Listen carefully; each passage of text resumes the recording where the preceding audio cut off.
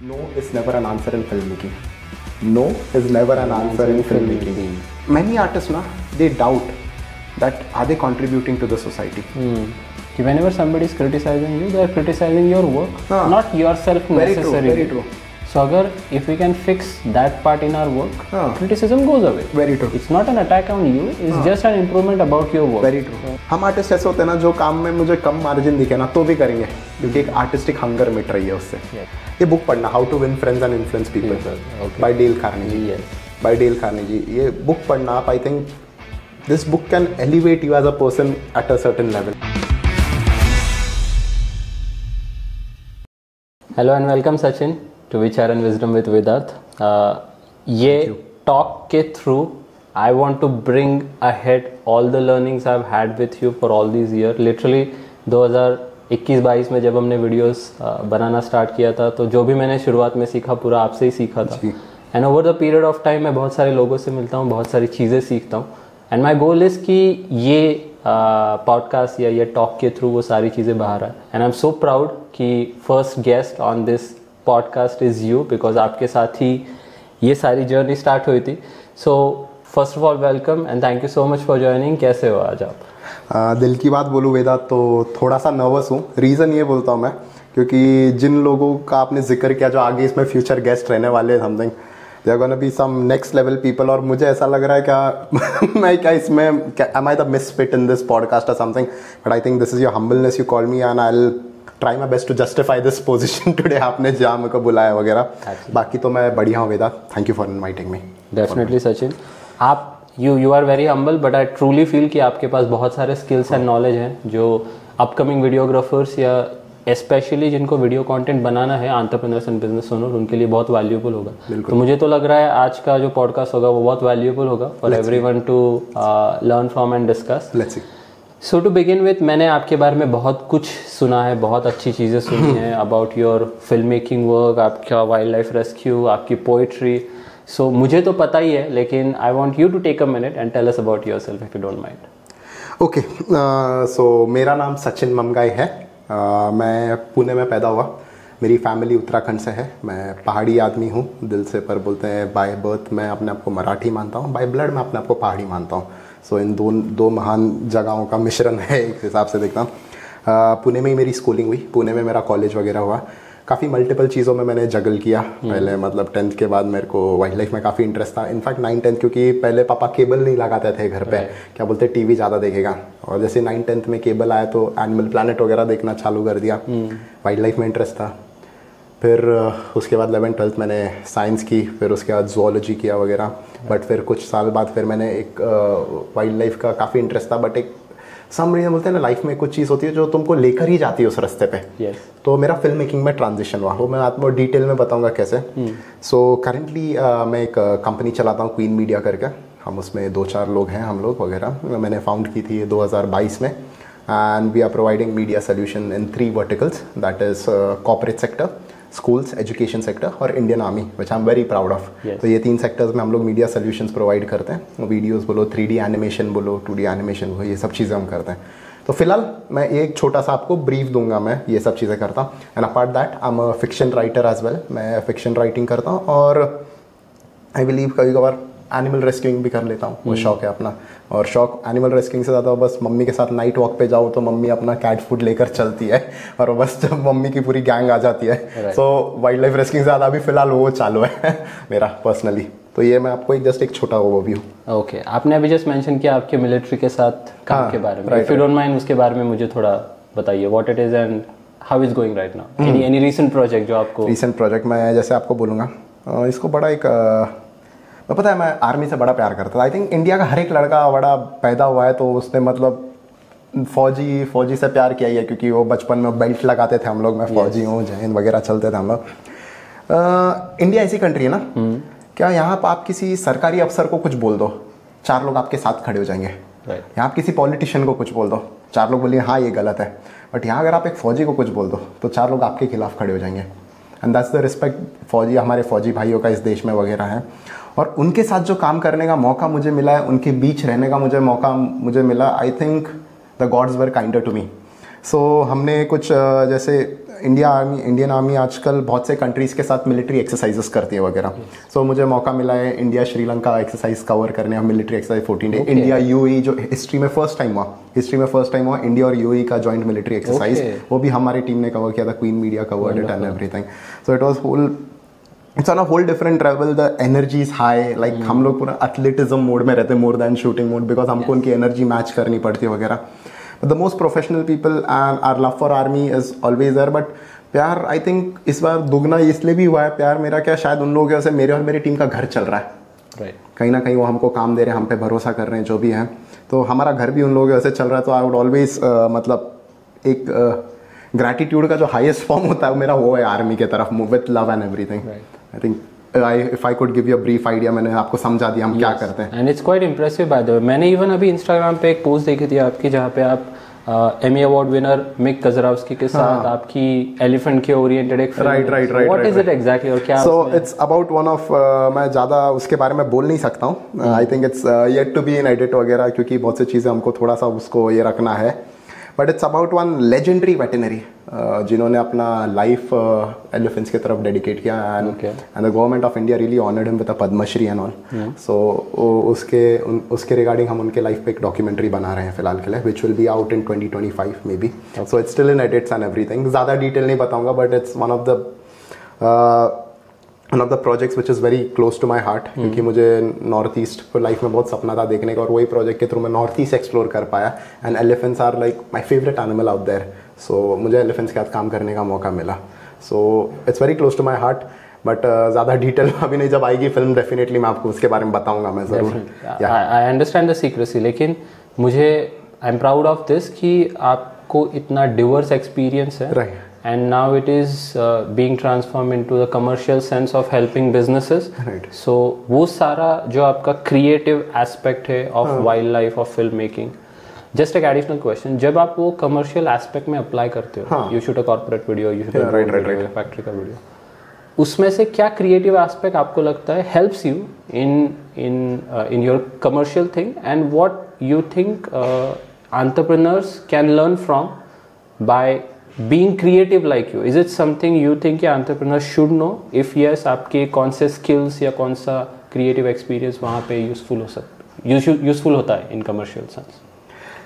Commercial sense में वेदांत, मेरी एक डोंट माइंड में, ये पॉडकास्ट में थोड़ा आपको मैं एकदम पोइटिक तरीके से आंसर्स दूंगा। मैं I think to the point answer, मतलब मैं भी थोड़ा वो उसमें अच्छा नहीं हूँ टू द पॉइंट आंसर देने में, थोड़ा सा वो पूरा ये एक्सपीरियंस के बाद मैं आपको बोलूँगा। अब दो चीज़ें हैं, या तो बहुत सी चीज़ें हैं, जैसे मेरे को राइटिंग का शौक है, जैसे मैंने आपको बोला, एक दिमाग में एक अलग दुनिया चलती है मेरे दिमाग में, अलग एक दुनिया चलती है मेरे। फिर जैसे वाइल्ड लाइफ के लिए मैं इधर उधर घूमता हूँ, या नेचर या ट्रैक्स वैक्स कुछ भी कर लो, या ट्रैकिंग कंपनीज़ के लिए कुछ वीडियोस बना लिए, कभी कुछ कर लिए। तो कमर्शियल सेंस में ऐसा है ना, देखिए वेदांत, मैंने एक चीज़ देखा है, हम ह्यूमंस को है ना पता है क्या कनेक्ट करता है? कहानियाँ, स्टोरीज हमको कनेक्ट करता है कहीं ना कहीं से। आई थिंक अगर आप मुझे कहीं ना कहीं, हम शायद पूरी ज़िंदगी भर में एक ही बार मिले, किसी एक दिन में मिले, पर अगर आप मुझे कुछ कहानी सुना दो ना, शायद मैं पूरी ज़िंदगी आपको याद रखूँ, पूरी ज़िंदगी में आपको याद रखूँ। सो आई थिंक एक जो मेरा एक स्टोरी टेलिंग इस चीज़ के साथ डेवलप हुआ है ना, I think story telling is welcomed in every profession. I believe every profession, मेरे को ऐसा लगता है, चाहे वो कमर्शियल फिल्म मेकिंग ही हो या कोई भी टाइप का फिल्म मेकिंग हो या वेडिंग फिल्म हो, अगर आपको एक कहानी सुना रहे हो, बंदे को हुक कर रहे हो ना, so I think you are sold over that, you are sold.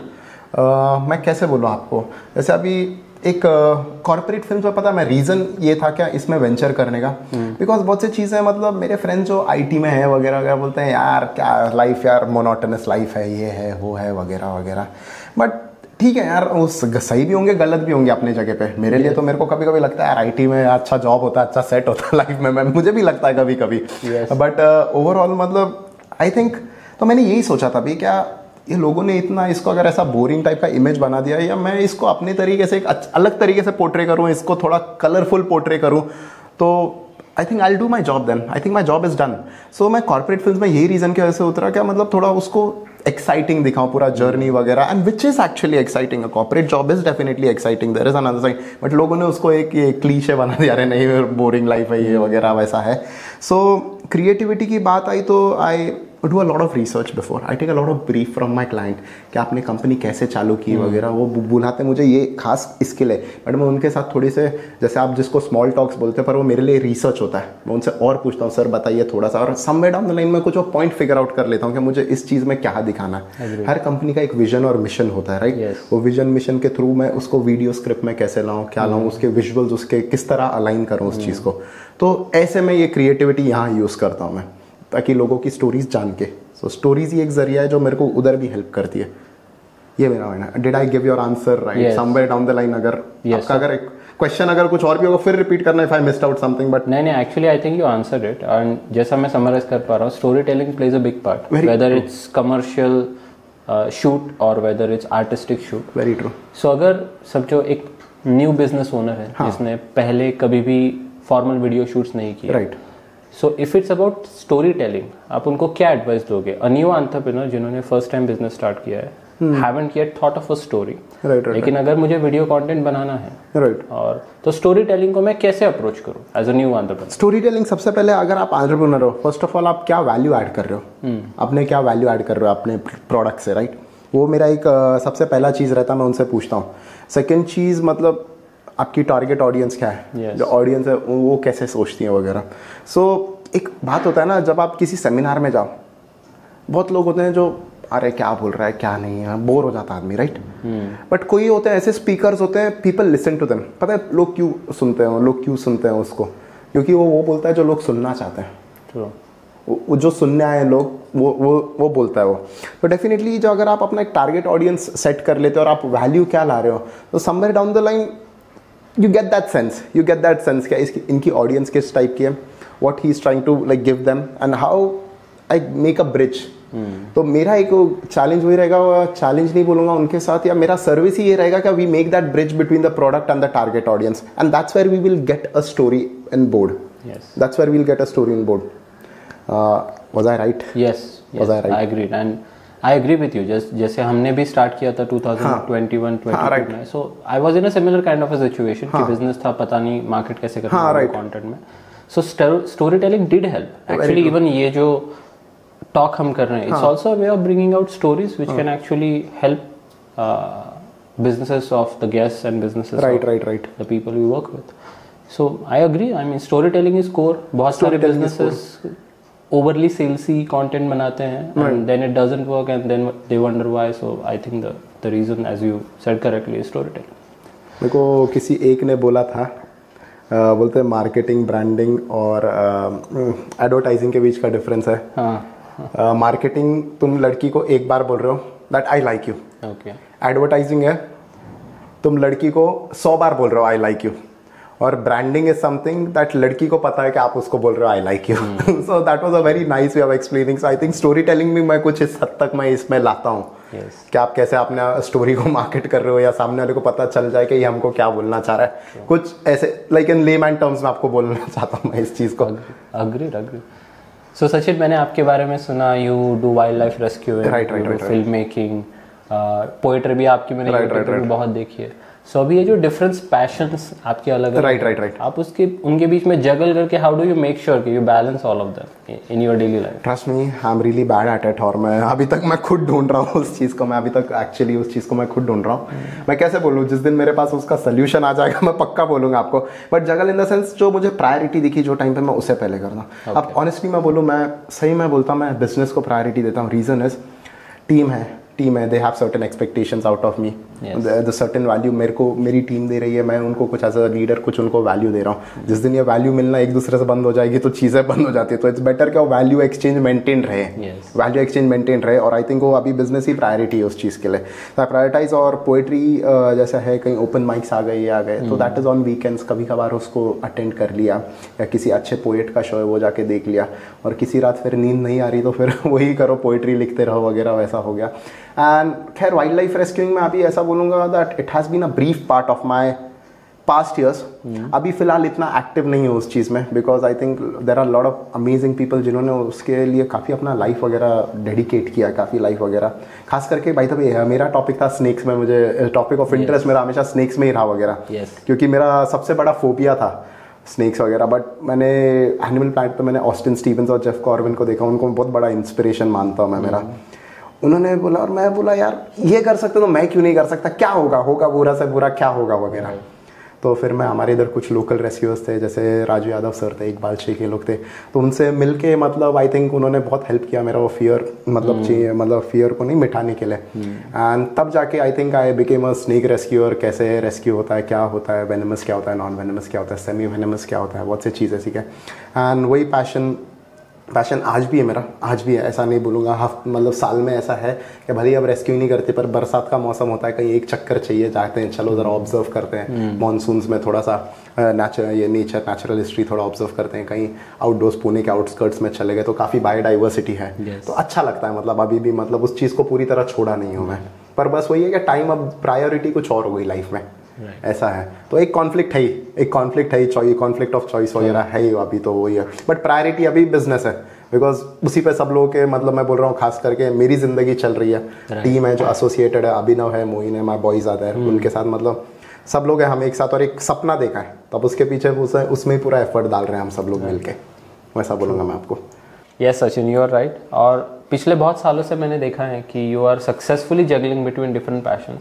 Like rarely ऐसा होता है कि someone is so artistic yet so commercially successful as well. So बहुत सारा इंसाइट तो आपने शेयर किया ही, but if I ask you what's that one Sachin tip which you think is recommended for new professionals या entrepreneurs about how to successfully juggle between different things, तो आपको उस बारे में क्या टिप देनी पसंद करोगे? आई थिंक मैं एक चीज़ बोलना चाहूँगा वेदार्थ, हमारे मम्मी पापा हमेशा बोलते हैं सोशल, या मम्मी पापा नहीं बोलूँगा, या उनके जनरेशन के लोग बोलते हैं सोशल मीडिया से दूर रहो या ये रहो। आई थिंक अगर जो न्यू कमर्स है ना, they can make the best use of social media, खास करके ऐसे इंस्टाग्राम बोलो, ये सब चीज़ें बोलो। ये इंस्टाग्राम पे आजकल वीडियो कंटेंट इतना अवेलेबल है, और खास करके कंटेंट क्रिएटर्स यूट्यूब के सिवा इंस्टाग्राम पे भी इतना है कि आपको लॉन्ग आवर्स यूट्यूब पे नहीं बैठ के देखना है यार, इसका 1 घंटे का ट्यूटोरियल वगैरह, इंस्टाग्राम पे बहुत कुछ आपको आजकल मिल जाता है। So first thing I would से be active on social media, follow your these things, like जो नियर बाय फोटोग्राफर्स हैं, जो आप जिनके रीच में हो वगैरह।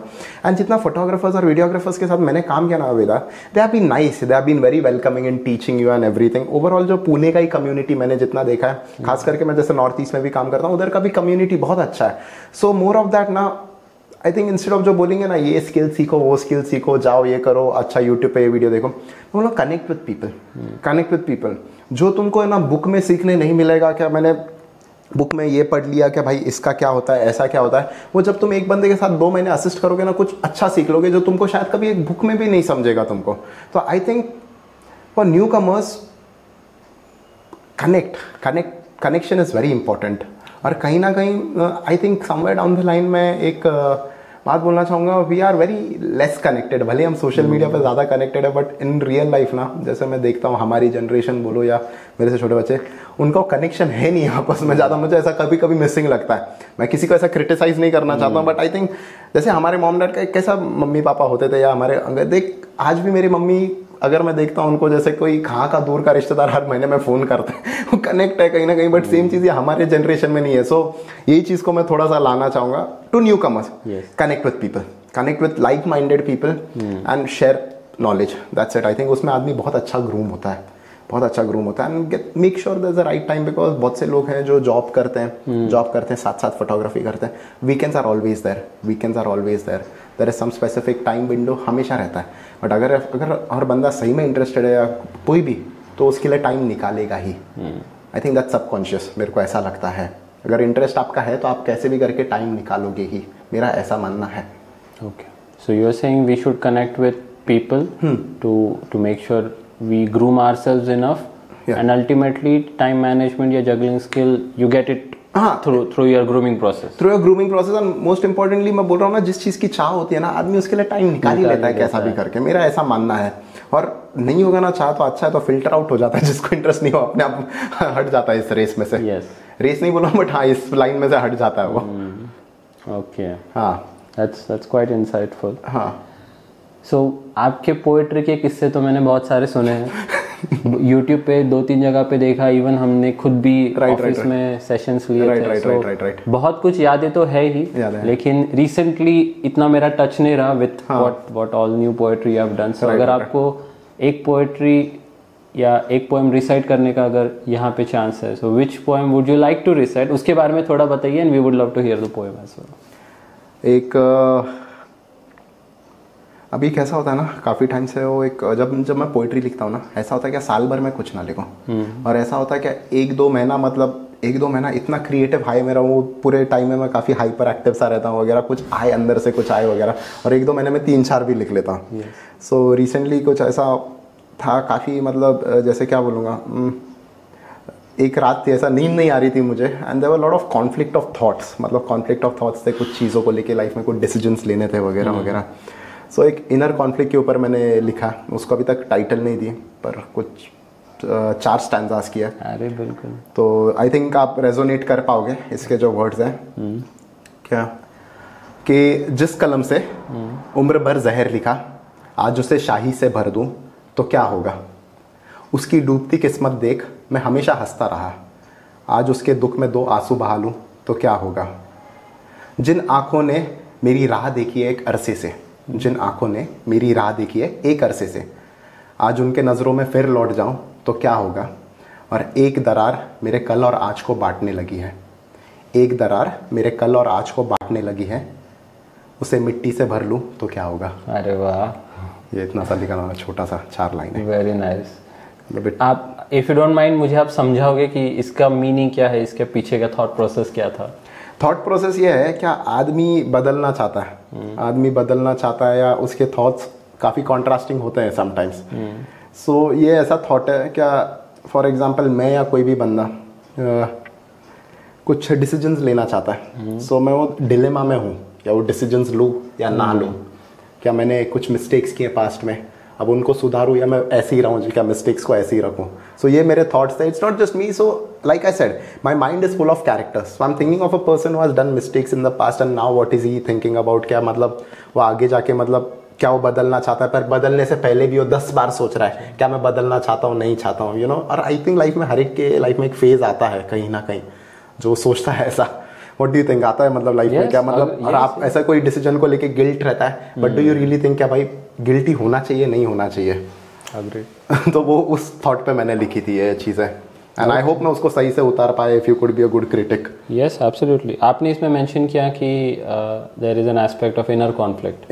If you don't mind me asking, आपके रिसेंट करियर में सबसे ऐसा कौन सा बड़ा इंसिडेंट था जहाँ पे यू फेल्ट कि इनर कॉन्फ्लिक्ट बहुत है, और आपने कैसे कोप अप किया उसके साथ। इनर कॉन्फ्लिक्ट देखिए, अभी जैसे मैं एक बिजनेस चला रहा हूँ, तो मुझे ज़्यादा टाइम नहीं हुआ। आई थिंक जून में मैंने 2024 में मैंने 2022 में मैंने चालू किया था, 21 जून 2022 में। मुझे 2 साल हुए। काफ़ी ज़्यादा कम ज़्यादा ऊपर नीचे, मतलब जैसे मैं लोगों को पूछते रहता हूँ दूसरे बिजनेसमैन से, आपका कैसा चल रहा है, क्या अभी फ्लो कैसा है, फ्लो में डिप वगैरह है वगैरह वगैरह। तो बहुत सी चीज़ें होते हैं, मतलब फाइनेंशियल इनर कॉन्फ्लिक्ट्स काफ़ी आते हैं मेरे। जैसे क्या फर्स्ट थिंग, मुझे मेरी एक वेल्थ मैनेजमेंट एडवाइज़र है, उन्होंने मेरे को बताया गया SIP क्या होता है, ये सब चीज़ें क्या होता है। सो कभी कभी ऐसा भी हुआ है क्या, सैलरी देने के लिए मतलब SIP का फंड तोड़ना पड़ा, कुछ नहीं उसमें से वगैरह फंड्स निकालने पड़े वगैरह।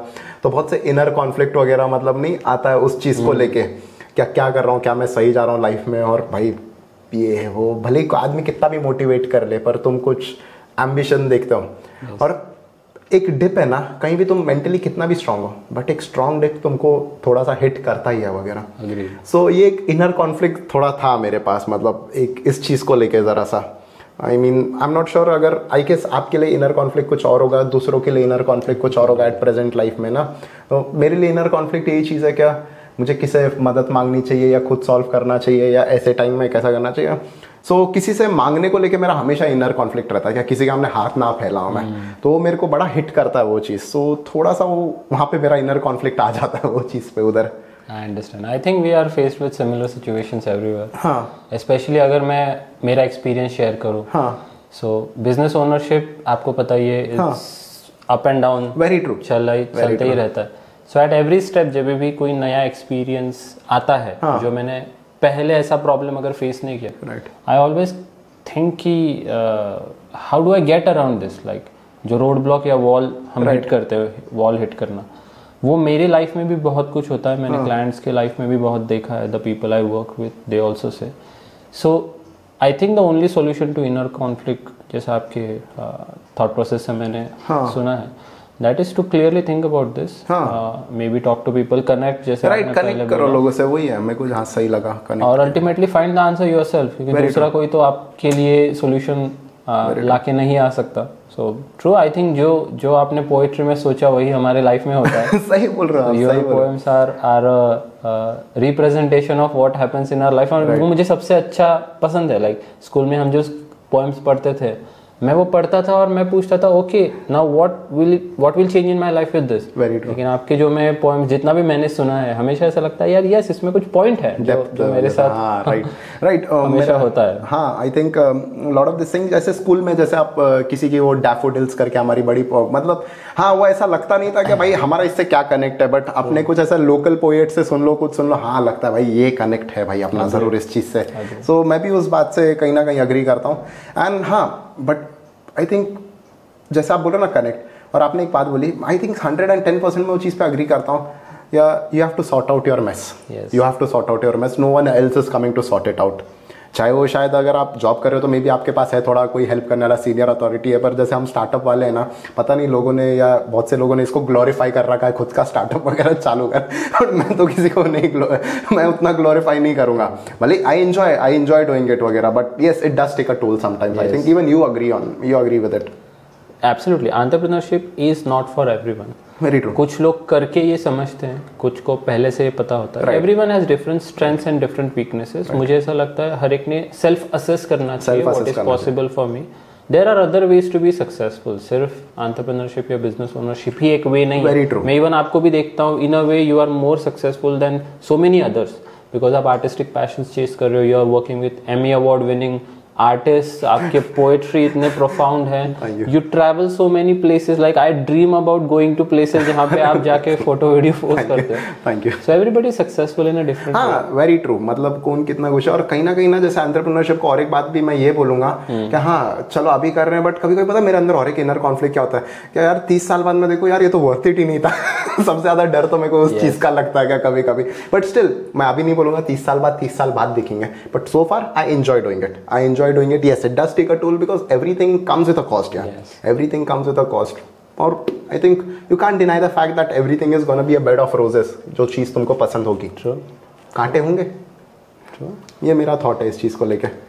So you mentioned bed of roses नहीं होती है, कांटे होंगे. So new experiences जो लाइफ में आते हैं ना, they kind of give you a new perspective. Very true.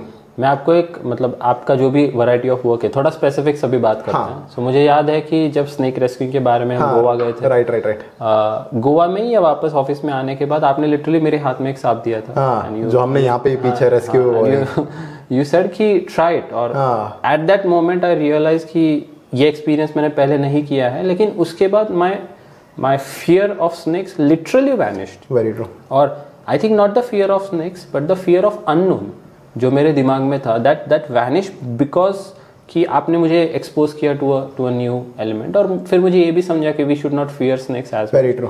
सो क्या ऐसे मिथ्स हैं जो आपको लगता है कि स्नेक्स के बारे में लोगों में है विच आर नॉट ट्रू, और क्या आप उसमें इंफॉर्मेशन देना चाहेंगे? इंडिया है ना, एक स्नेक्स को लेके बड़ा एक माइथोलॉजिकल फैक्टर रहा है हमारे हिंदुइज्म वगैरह में. तो अगेन टू एज स्वॉर्ड, कहीं वर्शिपिंग भी है तो कहीं एक रॉन्ग साइड भी है. और it's not just India, I think overall through out the world ये इंडिया को जरा अलग ही पेंट किया जाता है जरा सा इस चीज को लेके. But throughout the world people are similar, like have a similar mindset towards snake. That's flight instinct और fight instinct. There is no instinct of affection और ये नहीं एम्पैथी वगैरह. मतलब खास करके 80% पब्लिक को मैं बोलूँगा कि नहीं है, वो नहीं है. तो आई थिंक कहीं ना कहीं इसमें ना ये हमको वो जो वर्ड है ना इंग्लिश का इंडॉक्ट्रिनेट वो वर्ड जो है ये हमें इंस्टिल किया जाता है बचपन से. क्योंकि उन्होंने भी मतलब आई थिंक इस चीज़ पे ना अवेयरनेस पे काम ज़रा कम हुआ है ये चीज़ को लेके. आई थिंक जैसे मैं बोलता हूँ ना, हम स्कूल में थे, फायर ब्रिगेड वाले आते थे, दिखाते आग लगने पे क्या होना चाहिए, एम्बुलेंस का क्या होना चाहिए, ये क्या होना चाहिए. बट आई थिंक स्नेक को भी है ना, एक ऐसा स्नेक आपके घर पे आ जाए तो उसको डिस्ट्रेस जैसा पोर्ट्रे किया गया. जब मैं रेस्क्यूइंग पे जाता था ना, बोलते थे अरे मेरे घर में आ गया. बट डीप डाउन पता मेरे को अंदर क्या बोलने की इच्छा थी, भाई वो आपके घर पे नहीं, आप उसके घर पे आए हो. घर हमने बनाया ना, घर हमने बनाए, वो तो पहले से ही घूम रहे थे वगैरह। सो मिथ्स ये है लोगों के, क्या स्नेक तुमको चेस करेगा, सपने में आएगा, बदला लेगा, ये सब तो आई थिंक ये कुछ नहीं होता ऐसा। अच्छा। कुछ नहीं होता है, they are harmless animals, harmless animal. और आई थिंक जितना मैंने स्नेक्स को रेस्क्यू किया, जैसे जैसे मरता हूँ और प्यार होता है मुझे, तो और प्यार होता है क्या मैनी स्पीशीज एवरीथिंग। और जो एक क्रूशियल रोल वो प्ले करते हैं ना इकोसिस्टम में, वो मतलब उनके सिवाय और कोई नहीं कर सकता। मतलब उनका बहुत एक क्रूशियल रोल है। जैसे आज पता है हम एक अनाज खा रहे हैं, फसल खा रहे हैं, वो चूहों से सुरक्षित क्यों है? क्योंकि सांपों ने कहीं ना कहीं कंट्रोल रखा है ना उन चीज़ों पे। राइट। मतलब है, एक बहुत क्रूशियल रोल प्ले करते हैं। और जैसे ये अपना कुछ स्नेक, कुछ स्कैवेंजिंग होते हैं जो मतलब माउस वगैरह, माउस कंट्रोल करते हैं। और फिर स्नेक्स को कंट्रोल करने के लिए कुछ और स्नेक्स हैं जो स्नेक ईटिंग स्नेक्स हैं, वो कंट्रोल रख रहे हैं उन चीज़ों पे।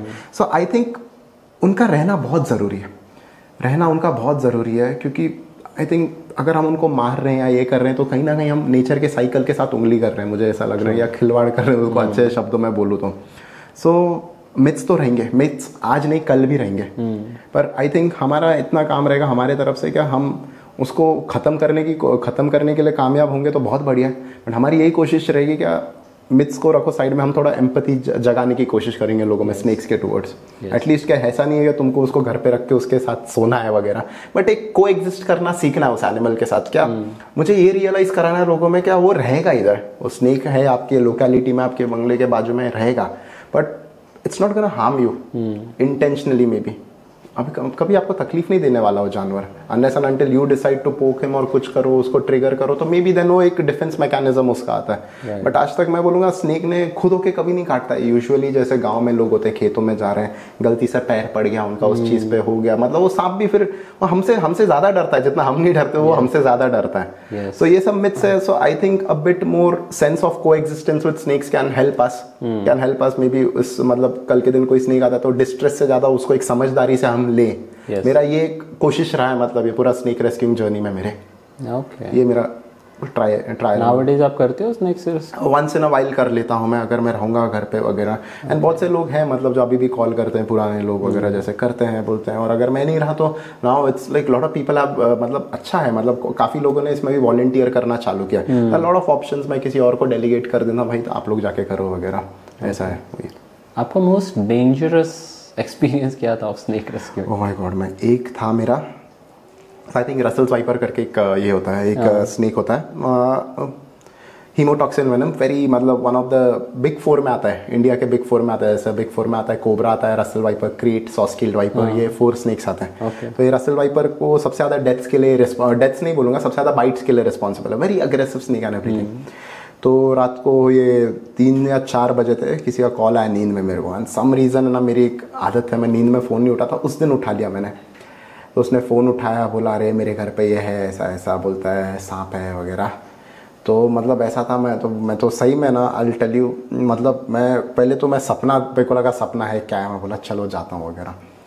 सो जाऊँ या नहीं जाऊँ, तो उन्होंने बोला सर है, मतलब है क्या, आप उसको निकाल सकते हो क्या घर के बाहर, क्या मेरा आना ज़रूरी है? बोलता नहीं, मेरे हॉल में घुस चुका है वो, मतलब इट वॉज अ बंगलो जैसा नहीं वगैरह। तो बोलता है सर, और वो हिस कर रहा है। तो मैं बोला ओके, वो हिस कर रहा है। So now I was like नहीं यार, जाना पड़ेगा, नींद अभी नींद करते हैं, कुछ तो दिक्कत है, रात में आया है, कुछ तो हॉल के अंदर आया वगैरह देगा। सो वहाँ मैं जाता हूँ, मेरे घर से 10-15 मिनट दूर है, और आधी नींद में जा रहा हूँ, यौन करते करते जा रहा हूँ। बोला पहले सोच रहा हूँ रास्ते पे चाय मिल रही है क्या, चाय पीता हूँ वगैरह मम्मी पापा को, और मम्मी पापा को भी पता नहीं, स्नीक आउट नहीं। तो मम्मी पापा बोलते हैं ना रात को कहाँ जा रहा है इतना, राइट। सो गया, तो फर्स्ट थिंग मैंने देखा उधर, वहाँ पे क्या है, उन्होंने उसके ऊपर टब डाल रखा था, सर टब डाल रखा था। तो वो बोले कैसा है, वो बोले ब्राउन कलर का ऐसा है, बोला मोटा पतला। मैं बोला ठीक है, बोला मतलब मेरे को लगा कुछ रहेगा, रैंडम रैट स्नेक रहेगा, कुछ रहेगा नॉन वेनेमस। और मतलब मैं बोलूँगा I think that was carelessness from my end as well, carelessness, थोड़ा नींद में, हल्का सा नींद में था। तो जैसे ही मतलब मैंने एक स्टिक लिया, और मैं स्टिक भी भूल गया मेरे घर पे, क्योंकि नींद में हो ना, आधा 3 बजे रात को नींद में वगैरह, और एक डंडा, उनको बोला झाड़ू है, वो जो वाइपर नहीं होता ऐसा, उससे उठाया। तो मैं बोला उठाने वाला था, और नहीं, मैं बोला रैट स्नेक होगा, पहले हाथ डाल दूं, तो मेरा दूसरा हाथ रेडी था ऐसा डालने के लिए। देखता हूँ रसेल वाइपर जप करके आता मेरे ऊपर, and that was something that, मैं नींद वहीं पे मेरी निकल गई, पूरी नींद वहीं पे निकल गई। आई वाज लाइक, अगर मैं हाथ इधर डालने वाला था डायरेक्ट रैट स्नेक होगा पकड़ने के लिए, बट वो वाइपर ने उसको रोक दिया, मतलब वो जो ये होता है ना वो डंडा, उसने उसको रोक दिया उधर। तो उसने रोक दिया वहाँ पे, तब मैंने बोला, फिर मैं थोड़ा सा बोला रिलैक्स बोलता पहले, फिर मैं 2 मिनट वापस बंद किया, पहले मैं बोला आपका वॉश बेसिन है, बोला पहले पानी से मुंह धो के आया पहले, बोला फिर गया उनके पास एक था सब कुछ जार वगैरह सब कुछ था, फिर उसको रेस्क्यू कर दिया था मैंने एंड फिर अगले दिन सुबह उसको जाके मैं छोड़ के आ गया था, मतलब एक नदी के पास वहाँ पे। सो ये मेरा आई थिंक वन ऑफ द मतलब डेंजरस रेस्क्यू था। और देखो बहुत से किस्से होते हैं, मतलब हुआ है, मतलब बाइट से बचा, मतलब ऐसा स्ट्राइक वगैरह ये तो रेगुलर ही है, मतलब बट मोस्ट ऑफ ऑल सी एक रेस्क्यूइंग का भी एक डिसिप्लिन होता है, तुम डिसिप्लिन से पकड़ो उसको, ज़्यादा मतलब तकलीफ मत दो उसे पकड़ के, मतलब नहीं पकड़ ज़्यादा उठा के 4 लोगों को शोबाजी देखो मैंने ये पकड़ा वो पकड़ा, नहीं सिंपल पकड़ो और उसको छोड़ दो। उसको मेरा ये मानना है रेस्क्यूइंग ऐसा है जितना मतलब सांप के लिए भी तकलीफ ना हो, बिकॉज कोई जानवर को आप सैक में या किसी जार में रख रहे हो, चाहे वो 2 घंटे के लिए रखो 1 घंटे के लिए, मज़ा नहीं आएगा ना उस जानवर को, वो जानवर एक डिस्ट्रेस में है ना तब तक, तो उसकी वो भी एक सफरिंग है ना, एक टाइप की सफरिंग है, तो उसको जितना कम किया जाए फटाक से उसको छोड़ दिया जाए। रेस्क्यूइंग का अगला वर्ड होता है rescuing and relocating. So relocate it as quickly as possible in a environment which is suitable for that animal. मेरा ये गोल रहा है, मतलब हमेशा रेस्क्यूइंग को लेके ये। So even if snakes are generally harmless, you should not play with them. Don't play with them, नहीं है तुम्हारे काम की, दूर रहो उनसे, दूर रहो जितना है, मतलब है पर डिस्ट्रेस भी नहीं, पैनिक भी नहीं, avoid panic but maintain distance. वही है, क्योंकि क्या है उसका एजुकेशन, मतलब क्या होता है ऐसा कोई ये नहीं है तरीका क्या तुमको पता चल जाएगा, अरे ये चीज़ से पता चलता है सांप वेनेमस है या नहीं है। लोगों ने बोलते हैं, बहुत चीज़ें बोलते हैं, अरे उसकी आंखें ऐसे तो मतलब वेनेमस है, आंखें वैसी नहीं है तो नॉन वेनेमस है, ऐसा कुछ नहीं होता है। There is no such characteristic which could define a venomous and a non-venomous snake. It's just that I would recommend everyone to know what are the venomous snakes in your locality, research on internet, और उसी से ही आपको idea मिल जाएगा। ऐसा कोई है ही नहीं factor, deciding factor जिससे आप बोल सकते हो वेनमस है नॉन वेनमस है। ऐसा मेरा ये आई थिंक जितना मैंने आज तक सीखा है मैं वही बोलूँगा। I agree with you. हाँ, that's an interesting point. Yes Sachin, so snakes के बारे में जो मिथ्स आपकी एक्सपीरियंसेस, आई डेफिनेटली थिंक कि जो जिनको इस बारे में कुछ भी पता नहीं है, I think they will be very useful for people and the people I know जो ये पॉडकास्ट देखने वाले। सो और एक बारे में बात करते हैं। सो आई सी कि in everyday life, your life, my life, everybody's life, daily habits and routines play a big part, specially in someone like you जो अलग जगह पे ट्रैवल करते हैं, शूट एंड ऑल। सो आप शेयर करना चाहेंगे कि आपके डेली हैबिट्स या रूटीन्स क्या है, या what is your secret to having a good routine? Good routine मैं बोलूँगा वेदार्थ, अगर मेरी जो फील्ड है ना, मेरी फील्ड है या making videos and creating content and everything, हम ऐसे लोग हैं जिनका रूटीन नहीं रहता लाइफ में, रूटीन नहीं रहता एंड बोलते हैं क्या acidity is your best friend. Acidity is your best friend, क्योंकि रात को कभी कभार ऐसा होता है, रात को कभी लेट सोते हो, कभी जल्दी उठना पड़ता है वगैरह। But I think fitness plays a very important role. मैं जो भी मेरे फील्ड में है उनको हमेशा बोलूँगा कि एक स्पोर्ट पकड़ो, जैसे मैं भी हूँ, हफ्ते में 2-3 बार फुटबॉल में कुछ भी हो गया खेलना, एक ग्रुप है अपना फुटबॉल का, वो तो खेलना ही है मुझे करके। रूटीन का मैं बोलूँगा, I think if you want a routine life in our field, in media field or something like that, then I think you should go for editing jobs, जो थोड़ा एडिटिंग है, थोड़ा बैक एंड जॉब है, जो एक जगह पे बैठ के हो सकता है वगैरह, एडिटिंग या एनिमेशन वाला job. But if you want something, क्या तुमको हाई एनर्जी वाला लाइफ चाहिए, रन एंड गन वगैरह चाहिए, then you should probably go for all the field jobs like cinematography, field producer, line producer, ये सब चीज़ों के लिए आई थिंक आपको वो वाला चॉइस लेना चाहिए। ये तो depends, end of the day depends, क्योंकि मुझे ना ये हाई एनर्जी में ही मजा आता है। मतलब भाग दौड़ चल रही है, ये चल रही है, अभी सुबह आ गए घर पे, अरे मीटिंग आज ही है बट आई एम एक्साइटेड, चलना कहीं बाहर जाने मिलेगा यार, घर पे बैठ के क्या करना है, वो मेरा बस है। मुझे घर पे छोड़ दो आप, कसम से मैं परेशान हो जाता हूँ वगैरह। घर पे मेरा काम भी नहीं मन भी नहीं लगता। इनफैक्ट जब मैं भी एडिट करता हूँ, मैं भी एडिट करते रहता हूँ वगैरह, घर पे बैठूंगा तो कुछ ना कुछ काम निकल ही जाता है, लाइक कोई दरवाजे पे आया, सचिन कसे घर ही बसला आज वगैरह वगैरह। तो हमेशा मेरे लिए एक डिस्ट्रैक्टिंग ही रहा है घर बैठना काम को लेके। सो इधर आए शूट, इधर आई डू मीटिंग्स, इधर क्लाइंट मीटिंग्स है, पिक्चर्स है वगैरह, और एडिट अगर मैं करता हूँ तो कहीं और जाके, जैसे मेरे फ्रेंड का टैटू स्टूडियो है उधर, उसका अच्छा सा है, वहाँ जाके कर लेता हूँ मैं वैसा। बट रूटीन की बात करूँ अगेन, ऐसा मैं बोलूँगा, अगर ये आज सैटरडे ना, जैसे पूरे हफ्ते का मैं इवैल्यूएशन करूँ तो मैं 3 दिन में रात को 4 बजे सोया हूँ, रात को 4 बजे सोया हूँ, 10 बजे उठा हूँ, और 2 दिन शायद मैं सुबह 7 बजे उठ के रात को मतलब प्रॉपर सो के, ऐसा। तो ये मेरा रूटीन रहता है। मतलब ये अगर आपको अंडरस्टैंडिंग एक चाहिए थी। अब वो सही है गलत है मैं अभी तक फिगर आउट कर रहा हूँ सही गलत क्या है, but unless and until it's getting the work done, so I think it's best for the work which is being done. I agree. I think in creative fields ये शायद रिक्वायरमेंट ही है कि you be flexible about your routine. Very true. True. Very true. Any habits you think you have that help in your overall work? Any habits that helped in my overall work वगैरह ना, habits, हाँ मतलब अब आपने मुझे बोला है तो मैं शायद अब कॉन्शियसली इस चीज़ के बारे में सोच रहा हूँ. कहीं ना कहीं वो हैबिट्स हमको रीडिंग हैज़ हेल्प मी थोड़ा बहुत. मतलब मैं कभी पहले बुक्स वगैरह से भागता था. बाय द वे मैं तो शायद ये पॉडकास्ट के बिगिनिंग में बोलना चाहता था, पर कोई भी मेरे फील्ड में अगर आना चाहता है, कोई भी एंटरप्रेन्योर बनना चाहता है, and you know that you are gonna be surrounded by people and everything, ये बुक पढ़ना, how to win friends and influence people by Dale Carnegie. By Dale Carnegie, ये बुक पढ़ना आप, I think this book can elevate you as a person at a certain level. मतलब आपको proper एक जो एक विजडम देगा ना वो बुक आपको काफ़ी बदल सकता है वो चीज़ें. आई थिंक जो मैं पढ़ रहा था उसका बहुत सी चीज़ें मैं ऑलरेडी इंप्लीमेंट करता था मेरे लाइफ में वगैरह, बट इस चीज़ ने मेरे को बताया कि कॉन्शियसली हाँ इसके रिजल्ट्स आते हैं वगैरह. सो हैबिट्स, आई थिंक अब मैं ऐसा हो गया ना वेदार्थ, मैं ज़्यादा शूट वगैरह से ज़्यादा आई थिंक मेरा मेन काम हो रहा है सेल्स करना, मीटिंग्स करना, वो काम हो गया. और उसमें मेरी अगर एक हैबिट बोलो, रिलेशनशिप्स को इंपॉर्टेंस देना. Right. I don't know it's a habit और अ स्किल, आप क्या बोलोगे उसको, पर गिव प्रायोरिटी टू रिलेशनशिप्स. ये मैंने एक हैबिट डेवलप की है मैंने ओवरऑल. आई थिंक क्योंकि जब तक आप एक स्किल लेके कर रहे हो वगैरह, सो आई थिंक ये चीज़ आपको मैटर नहीं करेंगी. बट कल के दिन अगर एक फार फेच बिजनेस है आपका, तो रिलेशनशिप्स बहुत इंपॉर्टेंट रोल प्ले करती है, चाहे वो आपके एम्प्लॉयज़ के साथ हो, चाहे वो आपके क्लाइंट्स के साथ हो. सो मेरी पूरी अगर हैबिट ही बोलूँ तो I think I am emphasising कि मैं और कैसे बेटर बनूँ रिलेशनशिप्स को अच्छा बनाने में, अपने लोगों के साथ जो हमारे काम से जुड़े या जो पर्सनली जुड़े. सो आई थिंक ये मैं आजकल इंप्लीमेंट कर रहा हूँ. पता नहीं अब इसको हैबिट बोलोगे या ना बोलोगे. And yes, playing football regularly has help me. वो एक मेडिटेशन की तरह है मेरे लिए, एक मेडिटेशन की तरह है. तो कुछ ऐसा भी करो जो तुम आपके थॉट्स पे थोड़ा कंट्रोल रखे, बिकॉज हम क्रिएटिव लोग जो होते हैं ना, बहुत बड़े ओवर थिंकर्स होते हैं, बहुत ओवर थिंकर्स होते हैं. और कहीं ना कहीं ओवर थिंकिंग ही राइटर्स का तो बेस्ट फ्रेंड बोलते हैं, ओवर थिंकिंग. यस. जब तक वो ज़्यादा सोचेगा नहीं लिखेगा कैसे कोई राइटर. सो बट कुछ ऐसी एक्टिविटी भी रखो जो आपके थॉट्स पे थोड़ा कंट्रोल रखो. It shouldn't harm you. So मैं ये बोलूँगा कुछ ऐसी हैबिट इंप्लीमेंट करो. मेरी आज सच और कोई हैबिट अगर मैं शायद नहीं है मेरी कोई और सच हैबिट मैं सोच रहा हूँ. चाय बहुत पीता हूँ मैं. चाय बहुत पीता हूँ मैं. मतलब घर पे तो इतना नहीं, पर घर से एक बार बाहर निकला फिर और जाके चाय वाय पीनी होती है मेरे को बाहर.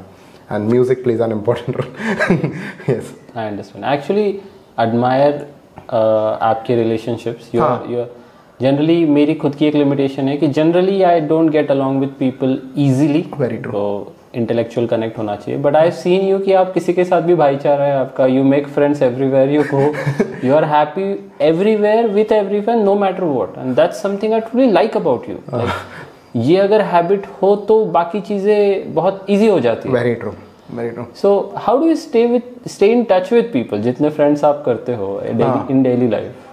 अच्छा, ये चीज़ में थोड़ा सा मैं भी जैसे बोल रहा हूँ ना, एक मेरी पोएम में लाइन है क्या, जिन आंखों ने मेरी राह देखी करसे से, उनके नज़रों में फिर लौट जाऊँ तो क्या होगा.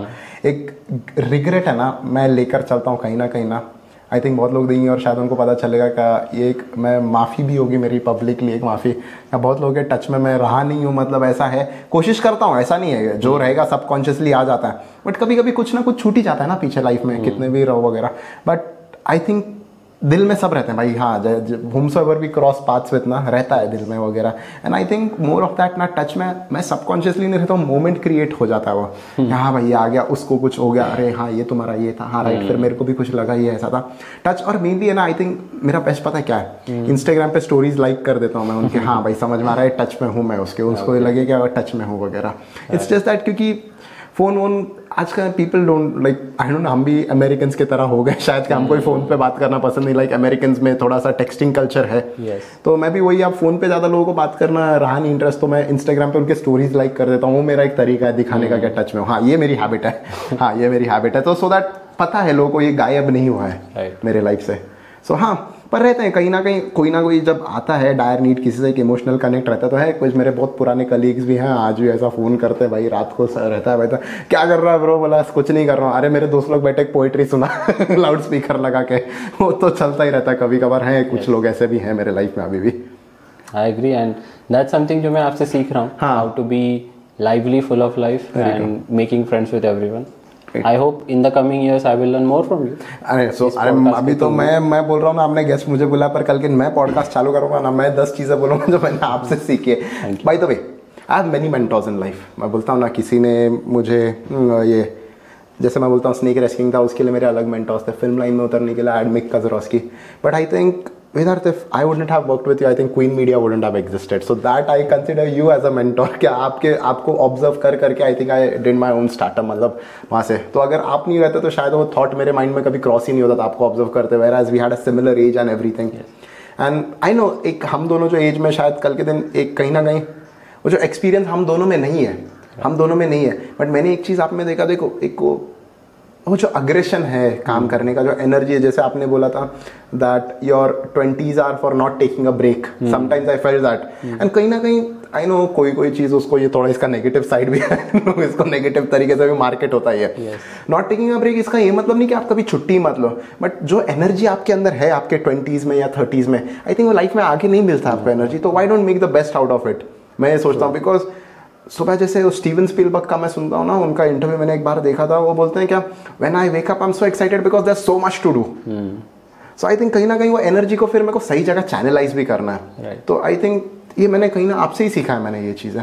Thank you so much. I am proud कि my thoughts influenced you positively. It did. But to be honest, more than that, आपने जो न्यू इनिशिएटिव्स मेरे लाइफ में लाए, they have been very fulfilling. Even this podcast in a way, even नाम भी आपने suggest किया, so I think this is your gift to me. So I hope we collaborate on many things going forward. जिंदगी भर का रिश्ता. Absolutely. Okay, थोड़ा और आई थिंक एक सिंसियर या सीरियस चीज़ के बारे में बात करते हैं. बहुत बार जैसा मेरा परसेप्शन है अबाउट आर्टिस्टिक फील्ड्स, पैसा कमाना होगा तो आर्टिस्ट मत बनो. राइट. ऐसा बहुत सारे लोग सोचते हैं, इवन फैमिलीज में मैं देखता हूँ. Right. So now that you are in an artistic field and running a successful business, how do you balance finances and the need to be creative? Okay, so बहुत सा ये है, देखिए एक फर्स्ट ऑफ ऑल एक requirement आती है, हमारा कैसा चालू होता है. कस्टमर ने देखा हाँ भाई ये लोग हैं, I think I need to hire the right people वगैरह. सो हमसे कोट मांगते हैं. सो मैं हमेशा कोट में ये देखता हूँ कि भाई अगर मैं भले ही उनको 100 रुपये कोट कर रहा हूँ और इसमें मेरे अकेले से काम नहीं होने वाला, मेरे आई थिंक मेरे को 7-8 लोग लगेंगे वगैरह. मेरा अल्टीमेट गोल यही रहता है कि वो 7-8 लोगों को फेयर पे करके मैं अपने लिए 100 रुपये वैसे 10 रुपये एक अपना मेरा ऑर्गेनाइजेशन का चला जाए, चाहे 90 रुपये वगैरह मेरे उसमें चले जाए, 10 रुपये उसमें चले जाए. अल्टीमेटली ये गोल रहता है. बट बहुत से चीज़ें होते हैं, बहुत से काम होते हैं जिसमें प्रॉफिट मार्जिन सही होता है, जिसमें प्रॉफिट मार्जिन इतना ज़्यादा नहीं होता है. बट वहाँ पे आता है वो हमारी आर्टिस्टिक, वो बोलते हैं ना अर्ज अली, ये वहाँ पे वो एक आर्टिस्ट का दिमाग उधर चल जाता है, और शायद एक प्रॉपर बिजनेसमैन का नहीं चलेगा. हम आर्टिस्ट ऐसे होते हैं ना, जो काम में मुझे कम मार्जिन दिखे ना तो भी करेंगे, क्योंकि एक आर्टिस्टिक हंगर मिट रही है उससे. Artistic hunger. बट और कोई काम में रहता है जो मार्जिन जिसमें बहुत ज़्यादा, बट कभी कभार रहता था मज़ा नहीं आया यार, चल पैसे आ गए यार, पर ठीक है यार चलता है यार, अपना ये पैसा निकल रहा है करते हैं वगैरह. सो आर्टिस्ट का हाँ कॉम्पिटिटिव फील्ड है. बट बहुत सा चीज़ ऐसा बोले हैं क्या, मैनी आर्टिस्ट ना they doubt that are they contributing to the society. वो लोग अपने आप को डाउट करते हैं. बहुत से आर्टिस्ट. तो आई थिंक अगर जब तक तुम खुद पे डाउट करो, अपना प्रोडक्ट या आर्ट आप सेल नहीं कर पाओगे. Right. Because after economy culture is the most important thing to like balance a society. अगर मैं जाऊं आज बाहर, घर के बाहर निकलो और मैं देखूं ये पूरे जो घर बिल्डिंग है सब वाइट कलर के दिख रहे हैं, सब कलर एक जैसा, ये पूरे दुनिया का या वगैरह, ये इट्स डिज़ाइन नहीं है, सब ये जो बिल्डिंग है सब एक ही टाइप के हैं, कुछ एक तरीके से हो रहा है. आई थिंक कल ना कल लाइफ में से रंग उड़ जाएंगे मतलब वो मज़ेदार नहीं रहेगा. इमेजिन करो ना, आप घर से बाहर निकलो, आपको अगर कल मैंने बोल दिया क्या भाई फिल्म बनना ही बंद हो गई दुनिया में, पूरे दुनिया में फिल्म्स बनना बंद हो गई, विजुअल रिप्रेजेंटेशन डिज़ाइंस बनना बंद हो गए, होर्डिंग्स बनना बंद हो गए, ये सब बनना बंद हो गए. I think would we be happy? I think we will survive. But क्या हम खुश रहेंगे? तो कोई तो बोलेंगे क्या भाई हाँ जानवर है भाई, जानवर तो क्या खा पी के सोता है भाई जानवर का हमारे जैसा डेवलप ब्रेन नहीं है. तो I think humans do need art in their life. बहुत ज़रूरी है आर्ट इंसान को. मतलब आई थिंक रोटी कपड़ा मकान के बाद I think art is the second thing जो एक आदमी को मतलब सेन रखता है. ये तो जिंदा रखते हैं, but art, because art just एक आदमी को एंटरटेन नहीं करता, वो एक सोसाइटी में मॉरल्स लेकर आता है, सोसाइटी में एथिक्स लेकर आता है art. So I think artist का अगर जो बोलते हैं ना क्या कमा नहीं पाएगा अच्छे से वगैरह, आई थिंक है. बट जर्नी थोड़ा सा स्ट्रगलिंग है, बट अगर वो टिक गया ना बंदा लंबे समय तक, तो आई थिंक कर सक एवरीवन कैन हैव अ, देखो 2 टाइम का खाना तो सबको हर एक कमा सकते हैं अपने और अपने फैमिली वगैरह के लिए। बिकॉज मैं बोलता हूँ ना, जब तक मेरे पे जिम्मेदारी नहीं थी क्या एक टीम चलाने की वगैरह, मैं भी काफ़ी कैजुअल था, बट जब मेरे पे एक जिम्मेदारी आई वगैरह, एक टीम है, सब कुछ है, ये सब चीज़ें हैं भाई, कुछ भी करके मेरे को मंथली टारगेट्स मेरे मीट करने हैं, तो आग अपने आप लग जाती है। सो आई थिंक बहुत से आर्टिस्ट ऐसे हैं जिनको एक एंड गोल मतलब आर्ट बनाना है, पर अगर उससे सर्वाइवल करना है, जब वो सर्वाइवल वाला फैक्टर आता है ना, आर्टिस्ट सक्सेसफुल हो सकता है। बिकॉज वो आग बहुत ज़रूरी होती है अंदर, अपना पेट पालना है इससे कुछ भी करके। पर मेनली सक्सेसफुल क्यों नहीं होते लोग, क्योंकि इसको सेकंड रखते हैं ना, क्या भाई मैं पहले जॉब करूँगा, उसके बाद मैं अपना वीकेंड्स पे थोड़ा बहुत आर्ट कर लिया, पेंटिंग कर ली, या वीकेंड्स पे कहीं जाके गाना गा लिया, and if they are happy with it, they are happy with it यार, मतलब मेरे को उनसे कोई शिकायत नहीं है। बट हाँ, अगर प्रॉपर सक्सेसफुल आर्टिस्ट बनना है तो पहले अपने आर्ट को ही मतलब शार्प करने के लिए, एक अच्छे लेवल तक लाने के लिए आदमी को काफ़ी उसमें टाइम डेडिकेट करना पड़ता है, टाइम डेडिकेट करना पड़ता है उस चीज़ को लेके। And I think there are other ways as well you can earn through your art. There are lot of, और with technology and everything, with so much, मतलब जैसे बोल रहे हैं ना, हम कनेक्टेड इतना फास्ट हो चुके हैं, मतलब there are lot of these art gatherings and everything, जहाँ पे यंग अपकमिंग आर्टिस्ट लोग को अपना आर्ट डिस्प्ले करने का मौका दिया जाता है लोगों से। या बहुत से म्यूजिशियंस को, बहुत से, जैसे मैंने मेरे म्यूजिशियन फ्रेंड्स देखे, they are voice over artist and everything, that's a new line of income and everything which is relevant to their field and everything. So options काफ़ी हैं। आई थिंक मैं एक चीज़ बोलूँगा, that artists are bad businessman. My point, it's a very harsh way, मतलब ये मैं critically नहीं बोल रहा हूँ, because they are so focused on creating their art, मतलब वो परफेक्शन वगैरह के लिए, उसको सेलिंग फैक्टर वो कहीं ना कहीं उनमें कम रहता है वगैरह, राइट, सेलिंग फैक्टर। मेरा ये थॉट है इस चीज़ को लेके, लाइक हाँ। और बहुत से आप लोग देखो, बिकॉज बहुत से आज पॉपुलर आर्टिस्ट हैं वगैरह वगैरह, they are popular because painters जैसे बोलते हैं, because they have sold their paintings for like billions and millions. So don't you think so they would have been good salesman as well to sell their art and portray it in the right way, to show the value. So I think उनकी वो art की value उनको पता है, but अगर I think artist और थोड़ा काम करे, आर्ट ये वैल्यू, मतलब जो उनके पोटेंशियल बायर्स है या उनके कस्टमर या म्यूजिशियन को ही बोलो, वैल्यू सही तरीके से पहुंचाया जाए उसको, तो I think he can be successful. It's all about, आपको पता है ये how beautiful your work is and everything, but सामने वाले को नहीं पता भाई। आई थिंक सामने वाले को अगर अच्छे से work on how you portrait to someone else. अगर फॉर एग्जांपल मैं कोई म्यूजिशियन हूँ, मैं ऐसा कर रहा हूँ कुछ इतना टेक्निकल है वगैरह, पब्लिक को नहीं पता, और ना कोई मेरे शो पे आ रहा है, कुछ नहीं आ रहा है, why don't I could be a bit flexible and feed the public what they want, right. वो कुछ थोड़ा सा उनको फीड करो, और कहीं ना कहीं फिर आई थिंक इवेंचुअली जब पब्लिक के नज़रों में मेरा नाम बना लूँ, देन प्रॉब्ली मैं फिर लोगों को अपनी म्यूजिक से इंट्रोड्यूस करूँ, right. I believe that would be a way if I would have been a musician. या पहले ही इतना टेक्निकल बजा रहा हूँ और फिर कंप्लेन कर रहा हूँ मेरे शो पे कोई नहीं आ रहा है, बट क्योंकि मेरे आर्ट की मेरे को वैल्यू पता है, पर सामने मैं वैल्यू ही नहीं जनरेट कर पा रहा हूँ ना, सामने वाले को दिखा ही नहीं पा रहा हूँ मैं क्या, मैं कर क्या रहा हूँ एग्जैक्टली। सो आई थिंक पहले एक ऑडियंस गैदर करना बहुत ज़रूरी है एक आर्टिस्ट को भी। जैसे एक फिल्म मेकर हूँ मैं फिल्म मेकर हूँ, आई एम श्योर अगर आज मैं कुछ अच्छी Bollywood romantic main stream movie बनाऊँ ना, अच्छी with a good story and everything, like proper Karan Johar style and everything, my film will work. But अगर मैं आपको एक फिल्म मेकर का नाम पूछता हूँ, मैं आपको अब्बास कियारोस्तामी, पता है आपको? आई थिंक सुना है, यस सुना, थोड़ा सा सुना है, रेडली ज़्यादा क्लिक नहीं हो रहा about what is exactly. Akira Kurosawa, not sure, हाँ not sure, and these are legendary film makers. But क्या हमारे जनरल ऑडियंस को पता है? नहीं, बिकॉज उन्होंने ऐसे फिल्म बनाए जो मतलब बैठ के एक फिल्म मेकर्स के बीच में डिस्कस होती है फिल्म। ट्रू, ये फिल्म मेकर्स, आंद्रे तरकोस्की के बारे में बात करूँ, नहीं पता होगा आपको, बट ये फिल्म्स को हम फिल्म मेकर्स को काफ़ी हेल्प किया इन फिल्म मेकर्स ने। बट आई थिंक ऑडियंस को आज भी अगर मैं दिखाऊंगा क्या भाई कोई Bollywood film, and they will be happily watching it, but is the audience wrong? नहीं है, क्योंकि उनको उतना ही एक्सपेक्टेशन है, उनको नहीं लगाना है वगैरह। तो मैं हमेशा ये बोलूँगा क्या, मेक श्योर दैट ऑडियंस को जो चाहिए स्टार्ट आप वहाँ से करो, एंड देन इवेंचुअली मतलब आप अपने आर्ट को मतलब उनके सामने लाओ, सो दैट उनकी एक अंडरस्टैंडिंग बढ़े उस चीज़ को लेके। Agree. Any specific financial advice you received in recent years या आपके मेंटोर्स से which you would like to share with us? भाई SIP करो एवरी मंथली, और अगर आपके किसी मैंने अच्छा आपको फॉर एग्जांपल फोटोग्राफर है, गिग है जिसके पास एक्स्ट्रा गिग्स, वेडिंग सीजन वगैरह, लमसम अमाउंट करके invest it. And second cheese, and सबसे पहले गेयर खरीद लो। गेयर मतलब गेयर में पैसा, मतलब बोलते हैं ना, जो चीज़ तुमको कमाती है ना उसमें कंजूसी मत करो। Agreed.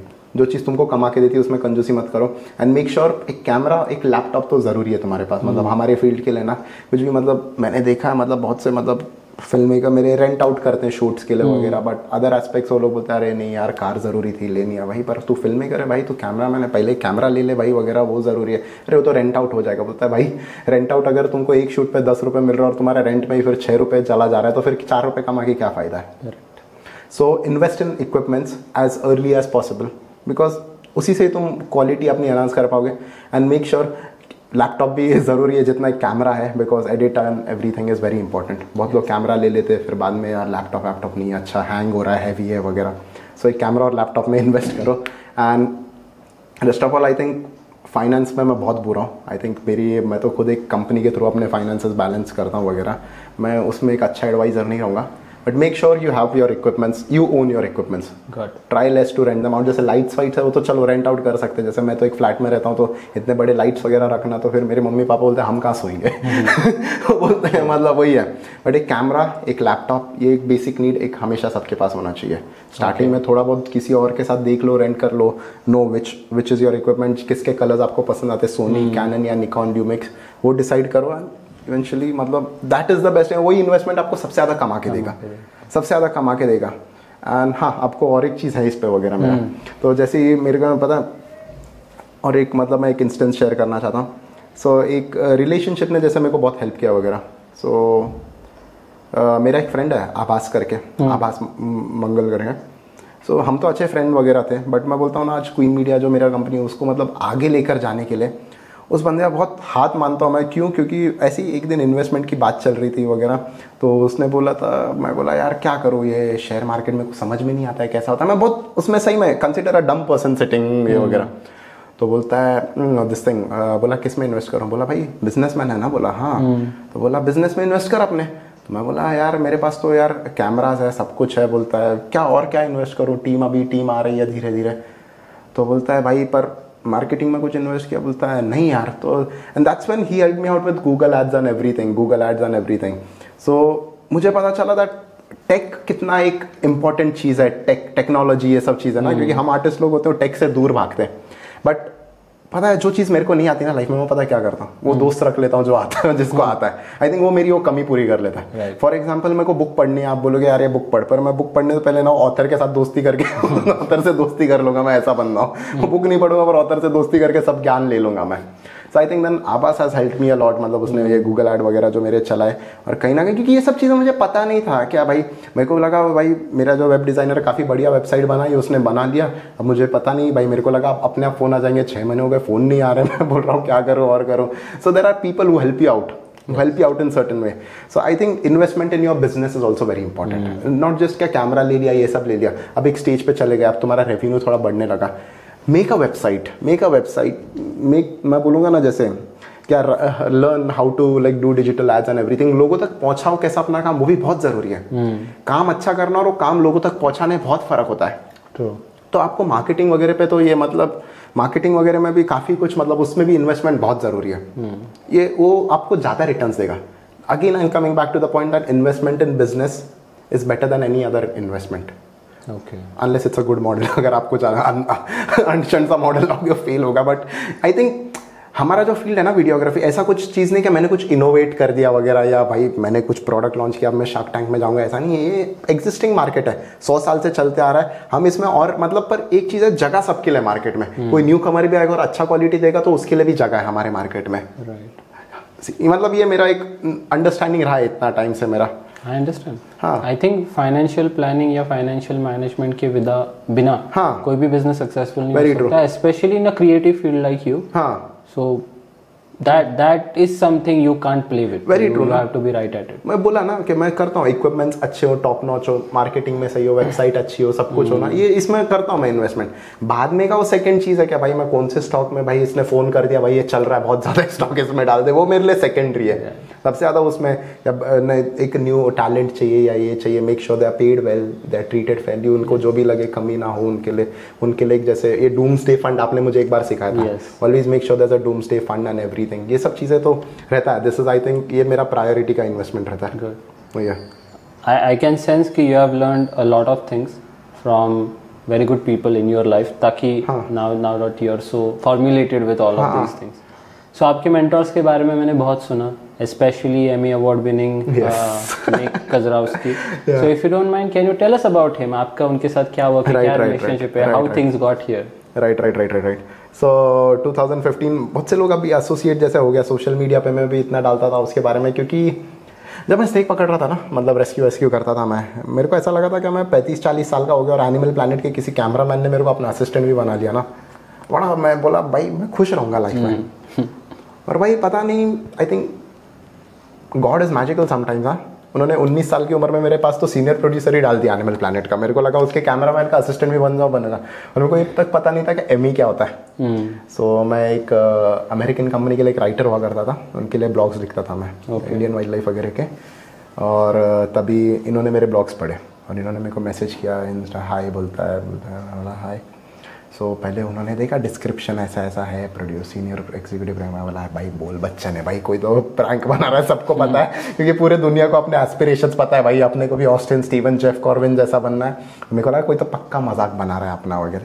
तो बातचीत किया बाद में, और फिर बाद में गूगल पे देखा ये भाई, ये तो मैं बोला इतना फेक नहीं लग रहा, ये जेन्युइन लग रहा है। फिर मैं बोला ठीक है देखते हैं, बोला व्हाट्सएप पे मैसेज करता हूँ। बोला अब मैं व्हाट्सएप पे, मैं बोला वॉइस नोट भेज के दिखाओ। वॉइस नोट जब भेजा मैं समझ गया भाई फिरंग तो है, कोई ना कोई तो फिरंग है।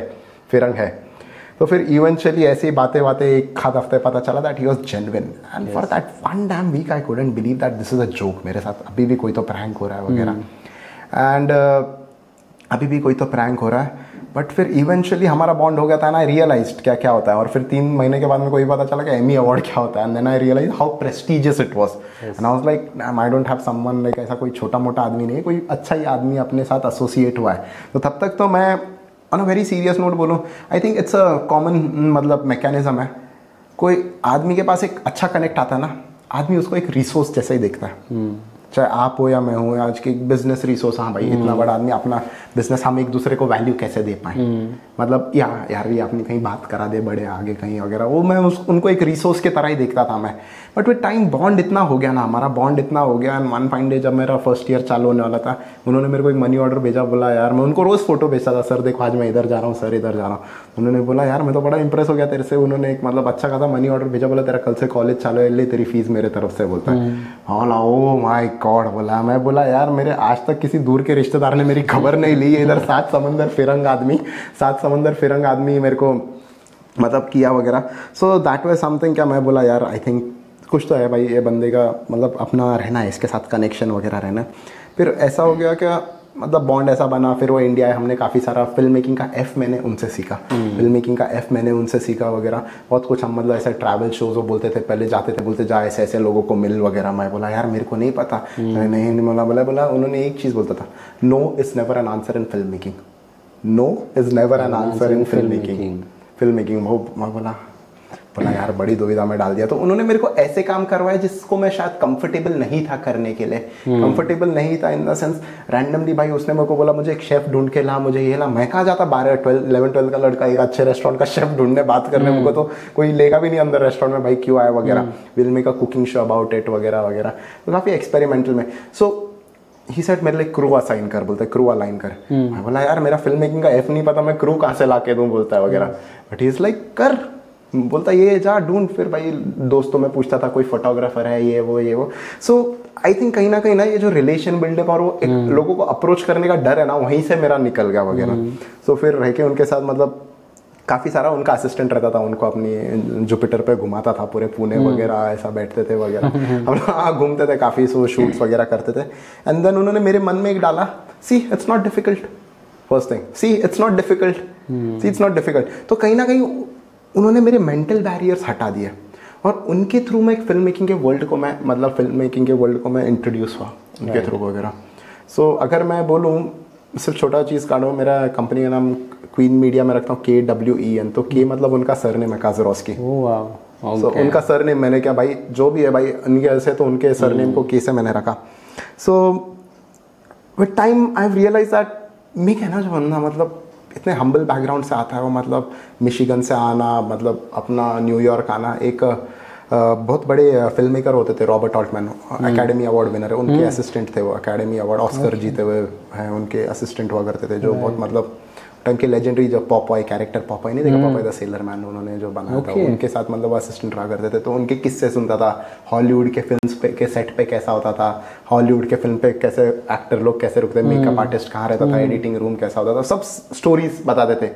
सो more of teaching Mick has also been one of the greatest story teller I have ever encountered. मतलब जो स्टोरीज बोलते थे, and that whole 70s of America and how Hollywood was during the 70s, जैसे लोग golden era बोलते, that whole hippie movement, and एक raw तरीके से उन्होंने कैसा एक्सपीरियंस किया. सो मैंने पूरा एक्सपीरियंस किया. With time we worked on many projects together and everything. और जैसे जैसे बड़ा हुआ मैं उनको तब मिला जब मैं शायद 17-18 साल का था. अभी मैं तो शायद प्रॉब्ली 1 आध साल में 30 का हो जाऊंगा मैं. With time also develop that me and Mick ना, हम लोग ना थोड़े अलग हैं दोनों एक दूसरे से, बहुत अलग है हम दोनों एक दूसरे से, बट प्यार आज भी इतना है ना एक दूसरे के लिए. मतलब जो उनका टेस्ट है चीज़ों को लेके, मतलब मेरा अलग है, थोड़ा अलग है, but and lot of things that we agree on. So getting the contra, इतने सारे चीज़ें that we agree on, and इतने सारे चीज़ें हैं that we strongly disagree on.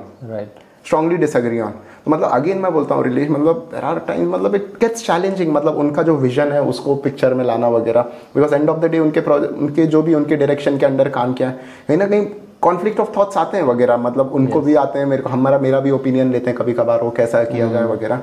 So but एक चीज़ है, कहीं ना कहीं वो एक कल्चरल गैप भी है. That's a cultural gap. क्या भाई, वो एक अमेरिका, एक ऐसे डिफरेंट टाइम ऑफ अमेरिका में वो पले बड़े, मैं एक डिफरेंट टाइम ऑफ इंडिया में पला बड़ा हूँ. So there are lot of difference of thoughts and everything.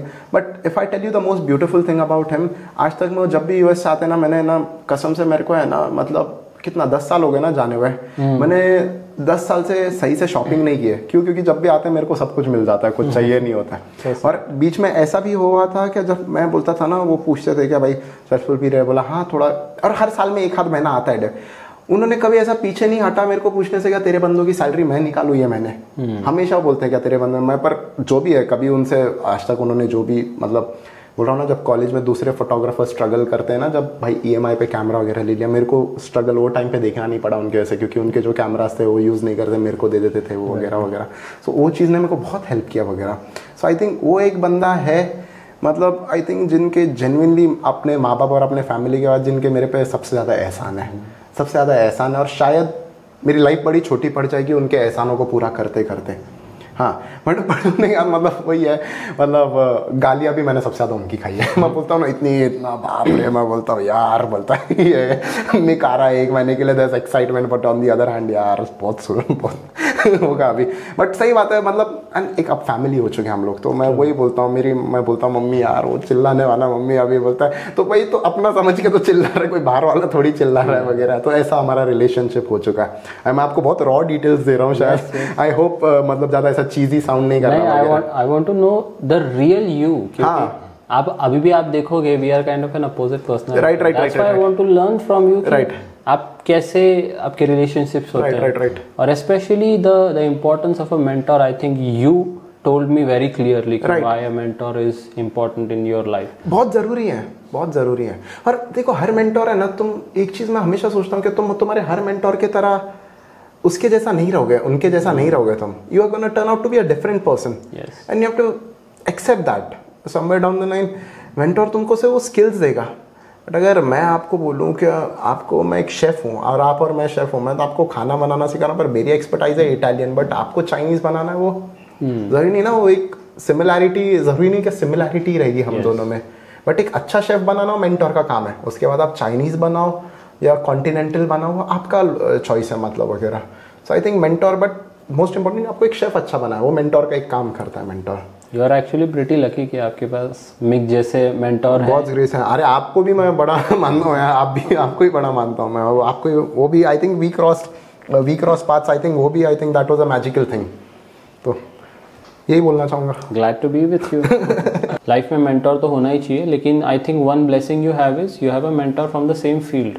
बहुत बार ऐसा होता है कि we have mentors who are in different field, so वो एक पार्ट के आगे फिर नहीं गाइड कर पाते, लेकिन you are very lucky and very blessed. I think उस चीज़ में मैं मानूंगा दैट, हाँ वो आई एम लकी उस चीज़ में. You have a mentor like Mick, and I think whenever the student is ready the teacher appears. So आपकी लाइफ में भी शायद वैसा ही हुआ, and all of the things came together.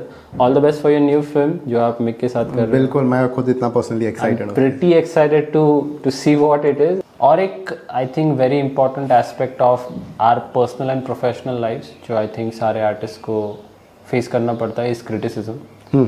So what's your formula? How do you handle criticism and how do you advise artist should handle criticism? है ना, एक आर्ट पे अपने बात छेड़ ही लिया ना वगैरह. एक आर्टिस्ट जो होता है ना, बड़ा कॉम्प्लिकेटेड सा दिमाग होता है in a very beautiful way. Very beautiful way. अगर मैं बोलूँ, मैं मेरे आर्ट को मतलब क्या है मेरा, अगर मैं पोइट्री बनना हो या कुछ फोटोग्राफी करना है, कल के दिन कोई अच्छी फिल्म बना दूंगा, ये किस चीज़ का नतीजा होगा? अगर मेरे बारे में एक चीज़ बोला वेदांत, बहुत गुस्सा है मेरे अंदर अनरिजॉल्व बचपन का, या बहुत सारा ट्रॉमा है मेरे अंदर. और आई थिंक कहीं ना कहीं ट्रॉमा एक आपके अंदर भी है, कहीं ना कहीं एक अनरिजॉल्व गुस्सा बहुत लोगों के अंदर रहता है. तो उसको चैनलाइज करने का हम एक तरीका देखते हैं, मतलब हम किस चीज़ में उसको देखें वगैरह. बहुत सी चीज़ें हम सोसाइटी में इनजस्टिस देखते हैं वगैरह वगैरह.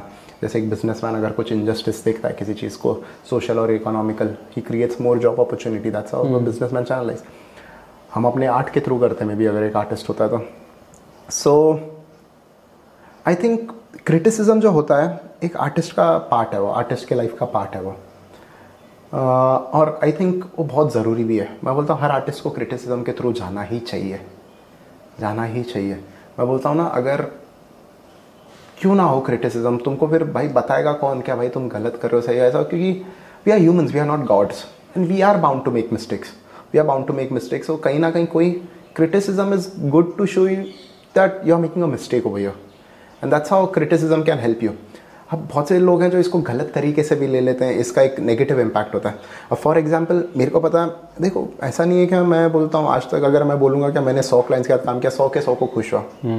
ऑन अ सीरियस नोट, कुछ 5 ना खुश भी है मेरे काम से. कहीं शायद मेरा उनका काम, उनके रिक्वायरमेंट को लेकर अंडरस्टैंडिंग सही नहीं था, या उनको मेरे से एक्सपेक्टेशन कुछ और थी, या मैं डिलीवर नहीं कर रहा. कभी मैं गलत रहूँगा, कभी वो गलत रहे होंगे.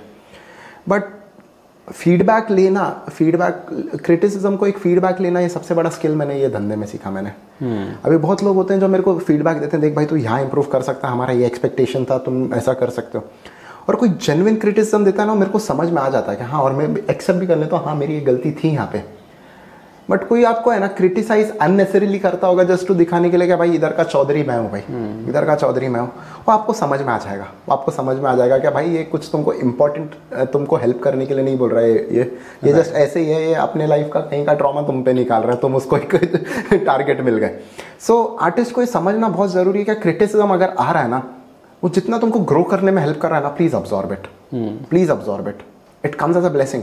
बोलते हैं ना, किसी बोलते हैं ना, जैसे वो रॉकस्टार मूवी में लाइन है कि भाई कलाकार बनने के लिए दिल टूटना ज़रूरी है. तो आई थिंक कहीं भी आगे बोलते हैं ना एक राजा की जर्नी, या एक बंदा पहाड़ क्रॉस की, उसके पैर में चोट लगी, वो चली, तो दर्द वही है तब जाके अपने एक पहाड़ क्रॉस करके दूसरे डेस्टिनेशन में पहुंचा. जस्ट इमेजिन करो ना कि आपको point A two point B तक सक्सेसफुली जाना है. It's not gonna be a straight line. अगर आपको लाइफ का पूरा बहुत से है, बुरा टाइम है, सब कुछ है. So I think it's part of life. I think it's part of life. और आर्टिस्ट को है ना, उसका should like suck the nectar out of that criticism.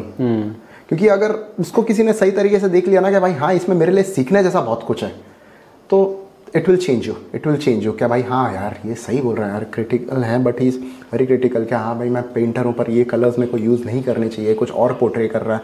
क्या मैं सिंगर हूँ, मुझे ऐसा मेरे लिरिक्स पे मुझे ध्यान देना चाहिए, because my words are creating a bad impact on young children and everything. I should be conscious about my lyrics and everything. क्या भाई सब चीज़ें. और सही बात है ना, मतलब सामने वाला कोई रीज़न की वजह से बोल रहा है, क्या उसको आपके काम से कुछ लगा है क्या, नहीं है, उसमें कुछ सही नहीं है. राइट. तो अगर कोई दिल से, ये पहले फिगर आउट करना चाहिए क्या दिल से क्रिटिसिज्म आदमी दिल से दे रहा है, पर क्या इंटेंशन से आदमी आपको क्रिटिसाइज कर रहा है.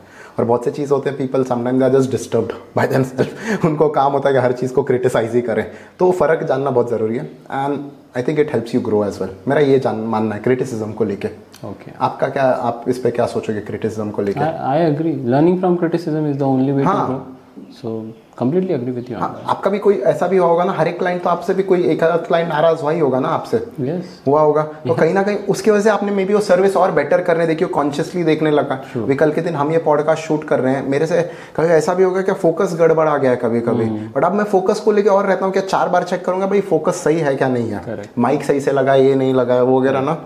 सो ये आता है, criticism is a part of it, and I think उसको ज़्यादा ग्लोरीफाई, यार मेरे साथ ही ऐसा क्यों, वाई मी, मतलब ये एक डब्बा है that it's always about me यार। आई थिंक वो बोलता है ना यार मेरे साथ ही ऐसा नहीं, पूरे दुनिया के साथ होता है, जस्ट तुम्हारे साथ ही नहीं होता है। ये मेरा एक मानना है। अग्री, स्पेशली जब हम भी जब साथ हम वीडियोस और काम कर रहे थे, तो मैंने एक इम्पॉर्टेंट चीज़ जो मैंने सीखी कि whenever somebody is criticizing you, they are criticizing your work, not yourself necessarily. Very true. So अगर if we can fix that part in our work, criticism goes away. Very true. It's not an attack on you, it's just an improvement about your work. Very true. So अगर हमने personally नहीं लिया, right, then each piece of criticism is actually a way to learn. Very true. और ये समझ गया तो बहुत सारी चीज़ें फिर आसान हो जाती हैं आगे। Very true. और अब रही बात, अगर आपने मेरे को पूछा नहीं, आई थिंक अगर आर्ट ऐसी चीज़ है ना, आर्ट सबके समझ में नहीं आने वाला। क्या एक आपके लिए एक स्पेसिफिक, क्या भाई आपने कोई एक रॉक सॉन्ग बना लिया, कुछ लोगों को पसंद आएगा, कुछ लोगों को नहीं पसंद आएगा, एंड आर्टिस्ट का वैसा ही है यार, आपको ये समझ के चलना ही है क्या भाई, हाँ ज़्यादा से ज़्यादा लोगों को पसंद आए अच्छी बात है, फिर then you are a good artist. मतलब वो गुड आर्टिस्ट भी नहीं, मतलब आप हो एक अच्छे कलाकार हो, आप मतलब हाँ रहा है पसंद, वो एक साइन है, बट एक ये भी याद रखना कि कुछ लोगों को आप नहीं भी पसंद करेंगे, आपको कुछ लोग, तो ये दिमाग में लेकर चलना ही पड़ता है पहले से। अब सीधी बात है ना, जिस टाइप के आपको फिल्म पसंद है और मेरे को नहीं पसंद वैसे टाइप के फिल्म, अब जैसे टाइप के फिल्म मैं बोलूँगा आप तो नींद निकालोगे पूरा थिएटर, सीधी बात है। बट वो आपका वो क्या वो फिल्म मेकर के साथ आपकी पर्सनली दुश्मनी है? नहीं है, बस उसका आर्ट आपको नहीं सही लगा, वो है। मतलब जो मैं बोल रहा हूँ ना, उसी को मैं थोड़ा सा आर्टिस्टिक तरीके से थोड़ा सा बोलना चाह रहा हूँ मैं, right. And you are right actually. मतलब और एक थॉट जो मेरा था even with starting this talk is we can't be perfect. I mean you are a filmmaker but I'm not a filmmaker as such, या videographer या podcaster or anything, लेकिन मुझे real thoughts, real wisdom लोगों के सामने लाना है। So I actually would seek criticism, constructive criticism from everyone I know honestly, कि हम ये कैसे improve कर पाए। So अगर हम criticism को positively turn करें, it could be the biggest source of learning, I personally think. So मेरा तो goal with this first talk of ours is कि मैं सबको शेयर करूं और उनसे पूछूं कि what can I improve, what do you think about this, so that alone can give us a lot of answer. Of course it can. Okay, और एक चीज इसका एक्सटेंशन, आप बोल रहे थे कि certain artist had a big influence on you, and maybe your understanding of how to handle criticism were because of your the influence they had on you. उस बारे में आपके क्या थॉट्स है, क्या आप शेयर करना चाहिए? एक आर्टिस्ट है जिसको मैं मानता हूँ और काफ़ी मेरा, रागीर करके एक आना लड़का। सो आई थिंक आई मेट रागीर बैक इन 2018। बैक इन 2018 जब हम एक पोइट्री ग्रुप वगैरह हुआ करता था, and there this guy came with guitar and everything, और वो कुछ गाना गाने लगा वगैरह, एंड कुछ उसने पोइट्री वगैरह सुना, एंड फॉर सम रीज़न मतलब उधर जितने पोइट्स थे ना, ये बंदे ने पूरा माहौल बदल दिया। एंड मैंने उसको पूछा, बोला क्या कर रहे हो? बोला अभी एक यूट्यूब चैनल किया है, बोले थोड़े बहुत व्यू आते हैं 4000 5000 एंड एवरीथिंग। हमने एक नाइस पर, और फिर मैं मेरे बेस्ट फ्रेंड है इंद्रजीत, उसको बोला यार, बोला इंद्रा, बोला ये बंदा देख बहुत आगे जाएगा ये बंदा। हाँ, and back in 2024 he is like he has संग इन बॉलीवुड फिल्म एंड एवरीथिंग। आज उसके टिकट्स हाउसफुल होते हैं, 3-4 हज़ार की पब्लिक आती है। एक शो में जश्न रेखना में तो लाखों लोग उसको एक साथ उसके साथ गा रहे थे वगैरह वगैरह। सो एंड पर्सनली मैं बीच बीच में उसके साथ मिलते रहते हैं, कभी ये शोज़ वगैरह में जाते हो तो आई एम समवन जो सीट पर बैठ के, मतलब मोर देन दैट उनके गाने तो रोज़ सुनता हूँ मैं, उनके पोइट्रीज़ वगैरह मैं रोज़ सुनता हूँ, बट मतलब क्या बोलते हैं, वो स्टेज पे बस उसको देखने का मेरा मन करता है, वो जो way he is and everything, like उनकी जर्नी मैंने बड़े क्लोजली देखा है, closely. So Rageer is someone that has influence me, और थोड़ा बहुत मेरे राइटिंग में भी उनका इन्फ्लुएंस है, बिकॉज ही समवन जो एक जिनके थॉट्स रहते हैं, ही ट्रैवल्स अराउंड इंडिया, जैसे मेरे जैसा थोड़ा सा है उनका, ही ट्रैवल्स अराउंड, एंड काफ़ी इनकलाबी ताकत है उनके अंदर, एक रेबेल नहीं, रेबेल एक रेबेल है उनके अंदर, और जो उनके काम में दिख के आता है।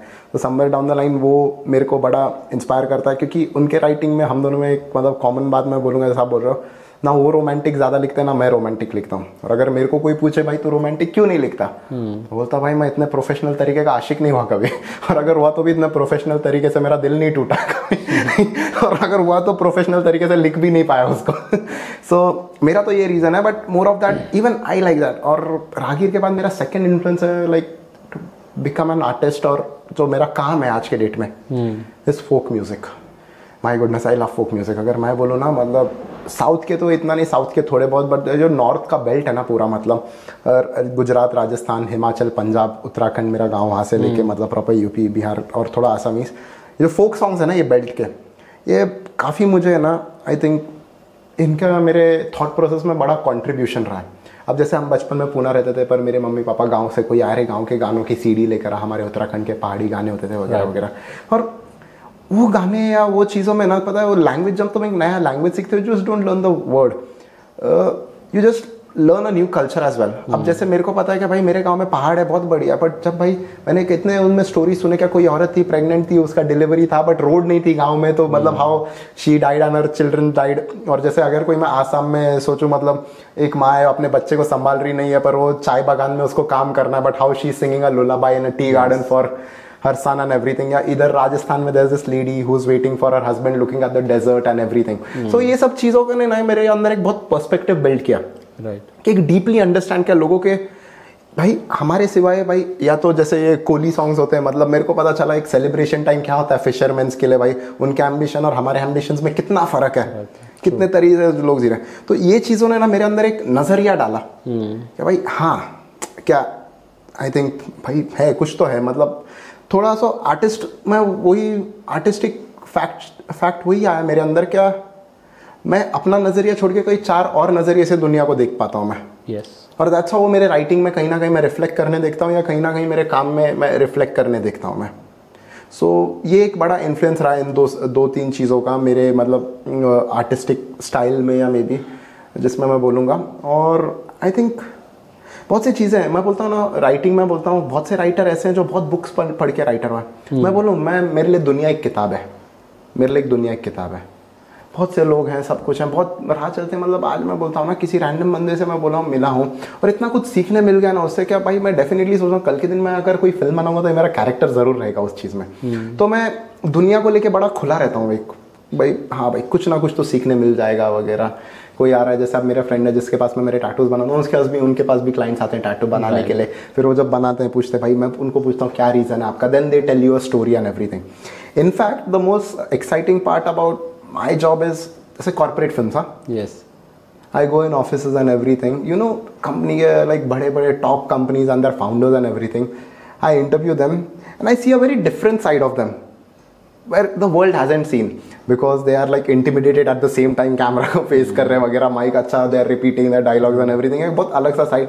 एंड बहुत से company when we shoot, we filmmakers like we have something exciting happening that day, what our work is, that's something exciting कि हाँ भाई आज कंपनी में शूटिंग हो रहा है, एक्साइटिंग हो रहा है। तो जो बंदा अपने कलीग्स के साथ कभी नहीं रहता, हमारे साथ उतना खुल जाता है। So that's what is the most beautiful thing about our work, मतलब वो जो हम डेवलप करते हैं उनको मोटिवेट करने, हाँ सर ये सही है, अभी थोड़ा सा आप जरा और एनर्जी के साथ बोलिए, और उनका जो हमारे साथ कंफर्ट बिल्ड होता है everything.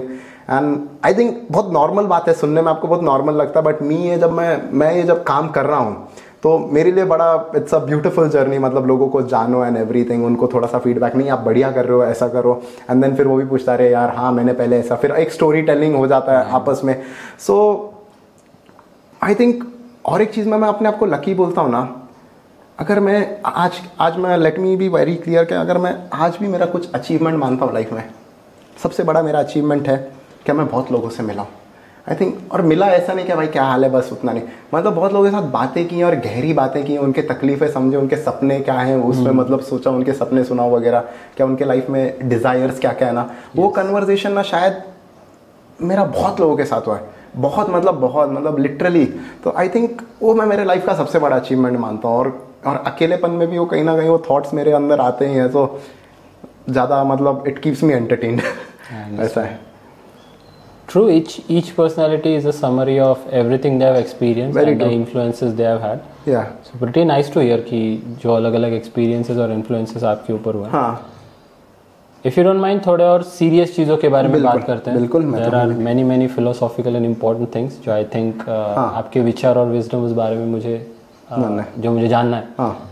So talking about tough decisions, everybody has to take a few tough decisions to get to anywhere that is worth achieving. So ऐसे कौन से tough decisions है, extremely tough decisions you think जो आपको लेने पड़े in recent life या in recent past, जो that have made Sachin who Sachin is? Tough decision मैं बोलूँगा बहुत से टाइम मेरे थोड़े अपनों के खिलाफ खड़ा होना, मतलब खिलाफ नहीं बोलूँगा, बट जो उनके मेरे एक्सपेक्टेशंस थे, उनके एक्सपेक्टेशंस को तोड़ना भाई नहीं हो सकता, भले ही मेरे को ही बुरा लगा, बुरा लगा कुछ चीज़ें करने के लिए या कुछ डिसीजंस लेने के लिए, क्या भाई जहाँ मेरी मतलब कुछ रिलेशंस तोड़ने पड़ते हैं लाइफ में, जहाँ मेरे को लगा यार नहीं अब टाइम हो चुका है भाई इस चीज़ को अपना, भले तकलीफ आज भी होती है बट बहुत से रिलेशनशिप्स से निकलना जो शायद मैं नहीं बोलूँगा बहुत फ़ायदा दिया मेरे को, बट अगर रहता उन रिलेशनशिप्स में तो बड़ा नुकसान होता उस चीज़ का।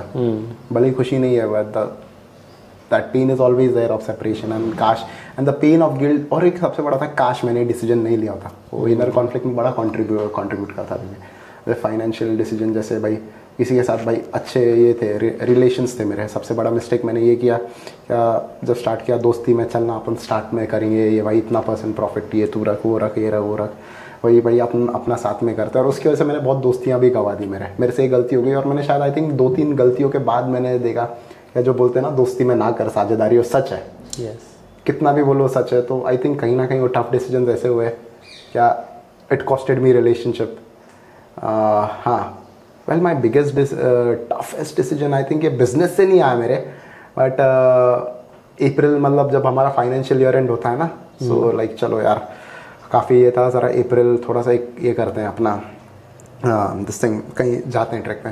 सो मैंने आइलैंड पीक जाना था मुझे, इट वॉज 6200 मीटर्स। ये एवरेस्ट को चिपक के थर्ड माउंटेन है, जैसे Everest Lhotse and then you find Island Peak over here, not exactly but एक extension of Lhotse mountain which is the 4th highest peak in the world, उसका एक एक्सटेंशन है छोटा।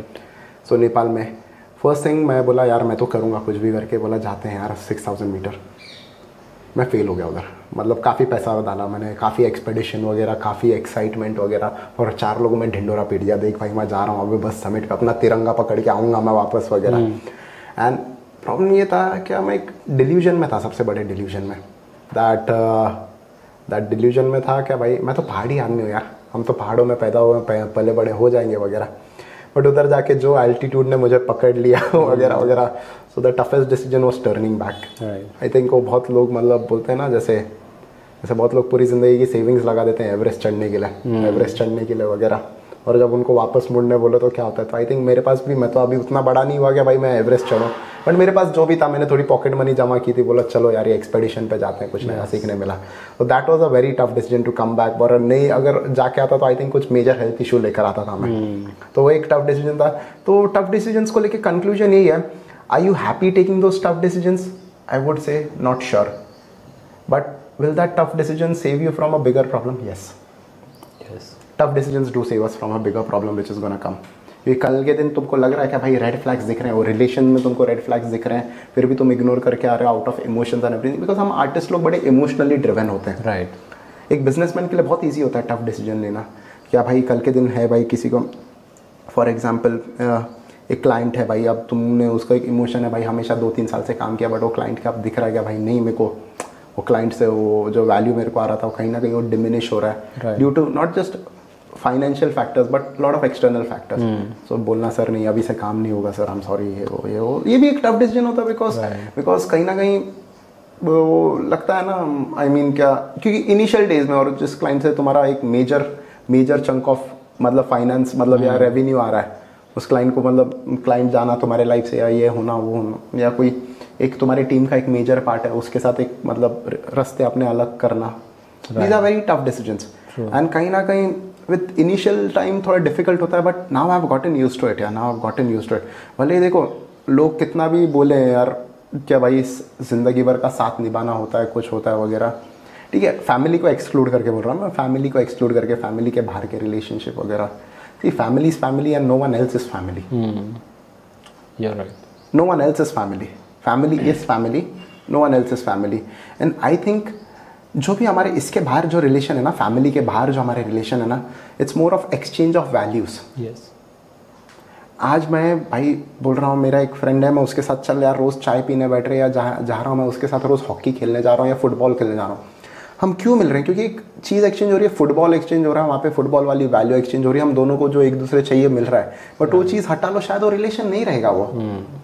अब मेरा एक फ्रेंड है जैसे जिसको अगर मैं बोलूँ क्या भाई उसके साथ जाके मैं एक इंटेलेक्चुअल कन्वर्सेशन हम लोग कर रहे हैं बैठ के, भाई क्या भाई कुछ नया पढ़ा उसको रैशनलाइज करते हैं दोनों मिलके बैठ के, बट कल के दिन वो बंद हो गया तो क्या वो रिलेशन रहेगा?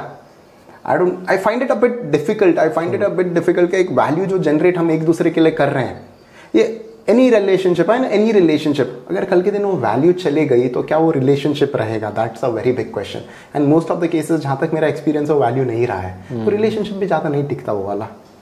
ट्रू, मेरे को ऐसा लगता है। I have a certain thought, see I may be wrong about it, but so far मैंने एक्सपीरियंस जो किया, मे बी अगर हम 30 साल बाद ये पॉडकास्ट करेंगे, मे बी शायद बदले विचार होंगे, मेरे विचार इस पर बड़े बदले हुए होंगे। बट कहीं ना कहीं यार बोल रहा हूँ ना कि पॉइंट ए है, पॉइंट बी है, ये ए और बी दोनों अच्छे दोस्त हैं, बट कुछ एक है वो ए और बी दोनों चाय पीने मिलते हैं और अच्छी बातें करते हैं, पर किसी दिन वो चाय चले जाएगी और बातें चले जाएंगे तो ए और बी क्यों मिलेंगे फिर? वो एक वैल्यू एक्सचेंज हो रहा है। तो ये मेरा एक थॉट है उस चीज़ में। और आई थिंक टफ डिसीजन आदमी को तभी लेने पड़ते हैं, खास करके जब वो वैल्यू नहीं मिल रहा होता है उसको वो चीज़ों से, मतलब जो बहुत करीबी था। टफ डिसीजन मेनली ऐसे ही चीज़ होते हैं जो एक अपने करीबी को, मतलब थोड़ा नहीं, जो एक daily part of daily life है उसको साइड करना, चाहे वो कोई आदत हो या कोई बंदा हो या कुछ चीज़ें हो। I think most of them tough decisions वहीं आते हैं आदमी के। I guess not only are tough decisions, I mean possible that everybody will have to take them, but they are mandatory. Without them character development या hurdles पार करने की क्षमता हमारी बढ़ती नहीं है, और जब तक वो नहीं होगा we can't achieve great feats. जैसे for example, मैं an extension to my question, जैसे आपने mention किया कि माउंटेन पीक पे जाके आपको वापस आना पड़ा, so with that tough decision there was a setback as well. So my question is, ऐसे जब आपके पास situations आते हैं जहाँ you had to take a tough decision and it caused a setback, how can we turn that setback into opportunities? आपका कोई ऐसा experience है या you talked about it to your mentor? Right.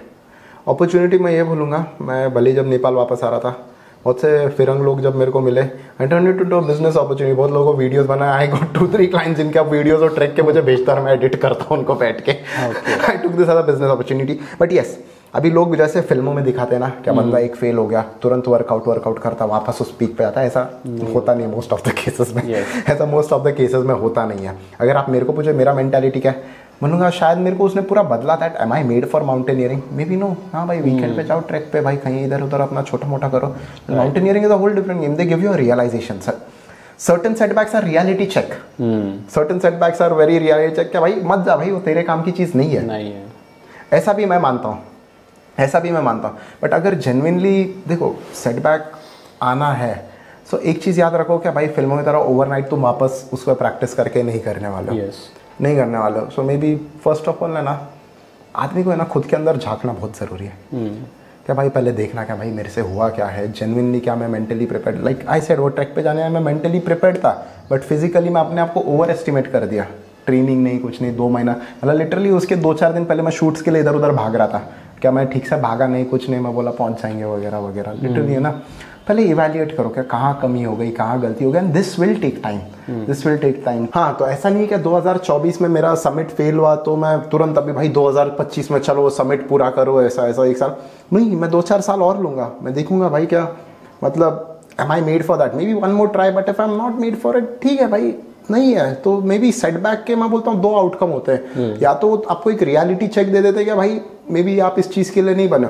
Multiple अगर setback उसी चीज़ में आ रहे तो ऑब्वियस सी बात है ना कि भाई आपसे नहीं हो रहा, maybe there could be practically सोचो, टाइम वेस्ट करने से अच्छा we better move on to another thing. और एल्स जो चीज़ के लिए आप बने हो सेटबैक उसमें भी आएंगे। जैसे लियोनेल मेसी है, वो ग्रेटेस्ट फुटबॉल प्लेयर है जिसका बहुत बड़ा फैन हूँ मैं, बट क्या उसके सेटबैक्स नहीं आए लाइफ में, उसके भी आए setback. But I think more of that setback आपको एक इवैल्यूएशन का भी टाइम देता है। सो आई थिंक सेटबैक में ना आदमी ने सबसे ज़्यादा अपने आप को इवैल्यूएट करना चाहिए। और I think try apply new formulas और maybe somewhere down the line you will get the results. मेरा ऐसा मानना है। I think there might be other people who जिनको और उसके इन मतलब थोड़े मतलब अंदर झांक के जिन्होंने सेटबैक्स को स्टडी किया, बट जहाँ तक मेरे सेटबैक्स का याद है मैं इतना ही अपना इवैल्यूएट करता हूँ, है थोड़ा तरीके चेंज करता हूँ, इवेंचुअली रिजल्ट्स आ चुके हैं मेरे को। I agree with you actually.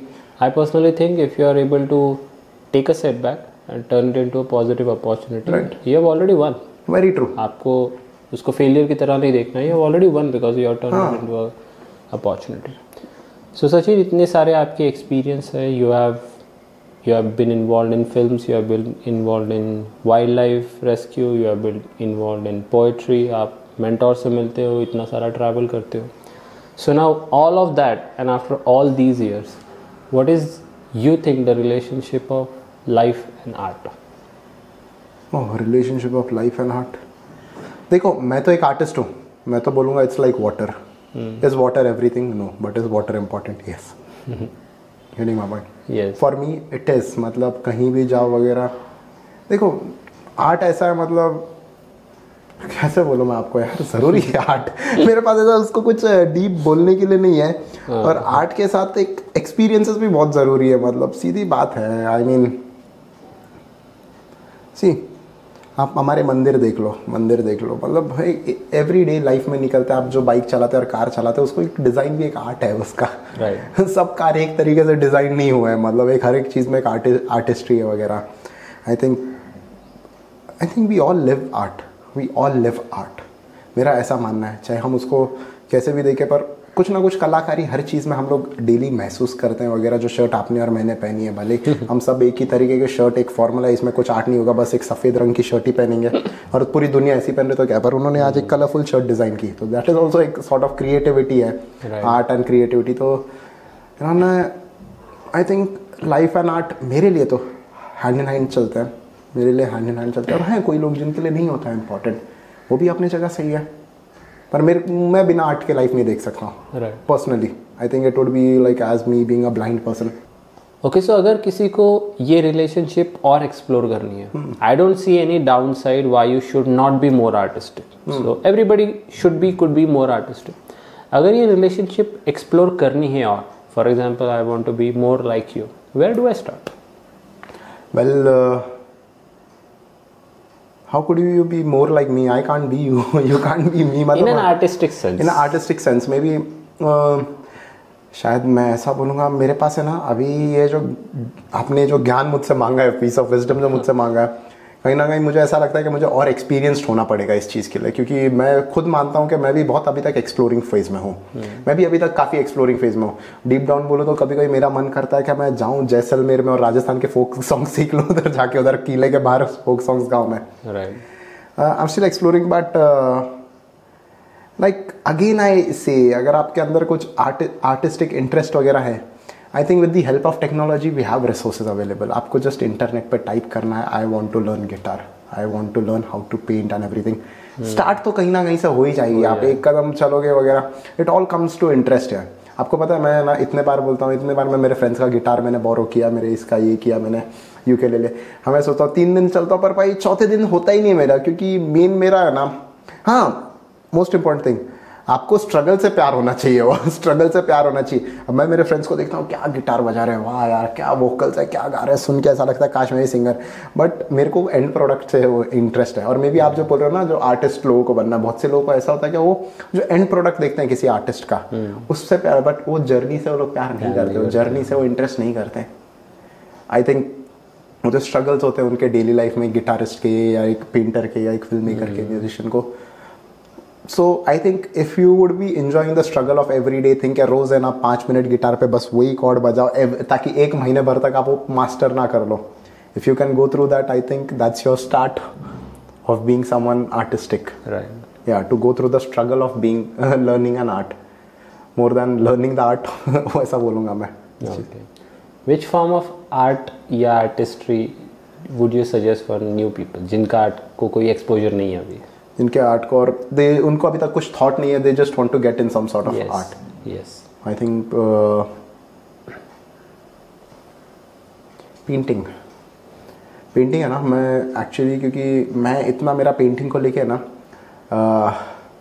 नज़रिया पहले इतना ब्रॉडन नहीं था, बट धीरे धीरे मैं समझ रहा हूँ that paintings play an very important role. अगर आप पेंटिंग सीख लो तो मे बी आप ग्राफिक डिज़ाइन का भी आपको सेंस आ जाएगा। You could be a designer yourself, you could be lot thing, but painting, मतलब in fact you could be a filmmaker as well. Paintings give you a brief brief idea, and they, you know, कैसा बोलूँगा, paintings के through you dive into a world of colors, composition, how frames look and everything. आज आई think कहीं ना कहीं मैं बहुत से ऐसे पेंटिंग्स देखता हूँ, मतलब काश यार मेरे फिल्म में भी, कल मैं बनाऊँगा कोई फिल्म, उसमें भी ऐसा एक फ्रेम हो वगैरह वगैरह।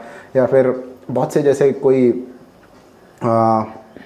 पेंटिंग है, काश यार ये कोई बुक का कवर होता, just imagine how beautiful this painting is. और many book covers you see, और जिन्होंने बुक कवर डिजाइन किए रहेंगे कहीं ना कहीं उनको थोड़ा सा एक आइडिया हुआ रहेगा ना पेंटिंग वगैरह का। आई थिंक अगर आपको विजुअल, जो हम फर्स्ट फॉर्म ऑफ आर्ट जो हम अब्जॉर्ब करते हैं, आई थिंक वो विजुअल हमारे आंखों से ही अब्जॉर्ब करते हैं। तो पेंटिंग आई थिंक बहुत चीज़ों का बेस है, पेंटिंग, बेसिक पेंटिंग, मुझे ऐसा लगता है, मेरा ये मानना है। शायद कोई दूसरा आर्टिस्ट आएगा कुछ और बोलेगा, बट मैं जैसे बोलूँगा पेंटिंग से थ्रू आपके और रास्ते खुल जाते हैं। I agree, it's a fascinating thought. I think painting बहुत सारे क्रिएटिव एस्पेक्ट्स को टच भी करता है। मैं वही बोल रहा हूँ ना, पेंटिंग या वही, because and that's easily accessible. Market से ब्रश लेकर आ जाओ या स्केच पेन्स लेकर आ जाओ, स्केचिंग एंड पेंटिंग, यही मैं बोलता हूँ। एनी सॉर्ट ऑफ लाइक कोई भी what ever you make on a canvas, I think it open, मतलब वही विजुअल, तुम एक विजुअल आर्ट दे रहे हो सामने वाले को। Right, that's a very good thought and maybe I will take this advice. हाँ, but on another note, what advice would you give to your younger self? Let's say 20 years back जो सचिन थे, या 10 years back, what advice would you give to them if you could have a chance? Sachin भाई थोड़ा शांत हो जा थोड़ा शांत हो जा, थोड़ा पेशेंस रख। आई would have told him that only. I think अब ऐसा सोचता हूँ ना, अरे वो रास्ते पे मत जाना, उधर ये होने वाला था, अरे वो मत नहीं करना था, तो मैच नहीं खेलनी थी, तेरा जॉ फ्रैक्चर होने वाला था, ये सब फुटबॉल वगैरह में हुआ है। बट चलो ये सब तो इवेंट्स है लाइफ के, but on a bigger picture अगर मैं बोलूँ तो हैव पेशेंस। मैं हमेशा मेरे यंगर सेल्फ को बोलूँगा that you need a bit of patience. बहुत से, क्योंकि चीज़ें तो, और आई थिंक पेशेंस और be a bit more strong, तो ये मैं बोलूँगा। बट हाँ, पेशेंस बहुत ज़रूरी है। मतलब आज एक बोलते हो ना, हम इस दुनिया में ना, हमको यूट्यूब पे जाओ, अरे प्रीमियम खरीदने के एड्स नहीं है तो प्रीमियम ले लो, आपको ये सब देखने नहीं मिलेगा। तो मतलब हमको है ना इम्पेशेंस बेचा जा रहा है, मुझे ऐसा लगता है। अरे why to wait on line, buy a premium ticket और बाय अ VIP टिकट, आपको लाइन में ना रुकना पड़े वगैरह वगैरह ना, स्किप टैप टू स्किप, ये सब चीज़ें ना विदाउट, ये क्या बोलते हैं, विदाउट नोटिफिकेशन, ये सब। तो हमको इम्पेशेंस बेचा जा रहा है, मेरे को ऐसा लगता है। और I think somewhere down the line ना, to be successful in this patient world ना, थोड़ा सा आदमी को पेशेंस लेकर चलना पड़ता है, जो बहुत लोगों का नहीं, क्योंकि हमको बेचा जा रहा है वो ऐसा, भाई नहीं fast, you have to be ahead of the line and everything, VIP लो, ये लो भाई, एड फ्री, भाई आपको अमेजोन का सब्सक्रिप्शन 10 रुपये का लोगे, एड फ्री ऐड आएंगे, 100 का लोगे एड फ्री आएगा वगैरह। हमें इतना पेशेंस नहीं रहा 2 मिनट के लिए, मतलब ये वगैरह देखा। मैंने तो देखा बहुत बार, मतलब ऐसे किसी सोसाइटी के बाहर, मतलब ना लोग, मतलब आते, हमारे एक सोसाइटी का वॉचमैन है, मतलब बुजुर्ग आदमी है बेचारा, 60-65 के उम्र का है वो, मतलब नाइट शिफ्ट करते हैं वगैरह। तो लोग कोई होते हैं भाई पार्टी करके सैटरडे नाइट 3 बजे तक आते हैं, तो थोड़ा सा हॉर्न बजाते हैं, उसने लॉक किया होता है गेट फॉर आवर सेफ्टी, थोड़ा सा उसकी नींद लग जाती है तो लोग सुना देते हैं उसको, क्या भाई क्यों, मतलब भाई मैं बोल रहा हूँ भाई 65 की उम्र में भाई वो है, उसकी हालत देखो ना, क्या वो खुशी से अपने जॉब कर रहा है, बट लोगों में पेशेंस नहीं बचा। क्या 5 मिनट भाई, एक बुजुर्ग थोड़ी झपकी ले ली उसने, क्या मतलब क्या प्रॉब्लम क्या हो गया, लोगों के अंदर पेशेंस ही नहीं बचा इस चीज़ का। या 5 मिनट वेट कर ले भाई, चलो उठ रहा बुजुर्ग आदमी, दरवाजा के ताला खोले, अरे जल्दी करो जाना अंदर, तो इतना जल्दी घर पहले आ जाते थे। So I think patience is very important. और मैं मेरे यंगर सेल्फ को भी नहीं बोलूँगा, शायद मैं मेरे कल को भी बोलूँगा, मैं मेरे कल को भी बोलने वाला हूँ मैं ये बात, कि भाई पेशेंस रखना, जो भी है चीज़ों को टाइम लगता है, ओवरनाइट नहीं होता कुछ। वो इंस्टेंट रिजल्ट की हमारी दुनिया हमको बस एक इल्यूजन क्रिएट करके दे रहे हैं। This whole culture is just creating an illusion, it's not giving instant result at all, मेरा ऐसा मानना है। मैं अग्री। मैंने एक थॉट सुना था, whatever you want will automatically come to you if you just keep doing good work for as long as possible. Very true. Like आपको दूसरी तरह से ढूंढने की जरूरत नहीं है, success will come to you, you just keep doing your good work and have patience. Very true. I think I agree with you completely on that part. बहुत सही बोल रहा हूँ ना। एंड देखो, होना है लाइफ में तुम्हारे साथ, जो बुरा होना है ना, बहुत बुरा होना ही है तुम्हारे साथ, और आई थिंक और जो अच्छा होना है ना, वो भी है तुम्हारे हिस्से का, कहीं नहीं जाने वाला वो। जो तुम्हारे हिस्से में तकलीफें लिखी वो होगा ही, और जो अच्छी चीज़ें भी लिखी होना है। तो फिर किसी मेरे क्लाइंट ने बोला था, यार बोला क्यों इतना स्ट्रेस लेता है, बोला सर कभी होता है ना, कभी एक स्ट्रेसफुल पीरियड आता है, बोला ये इधर हो गया, पेमेंट का दिक्कत हो गया, इधर ये हो गया, वो हो गया। बोलता है देख यार, ऐसा अप्रोच लेकर चल, क्या जो बुरा नसीब में होना है वो अपने नसीब में लिखा हुआ है। एंड आई थिंक जब से मैंने अप्रोच लिया ना कहीं वो मेरे को हेल्प किया गया यार, वाई नहीं यार, चल सब होना था यार अपने साथ, हो गया तो अब क्या रुके उस पर, चलो आगे बढ़ो, instead of whining about it, क्यों हुआ ये हुआ वगैरह।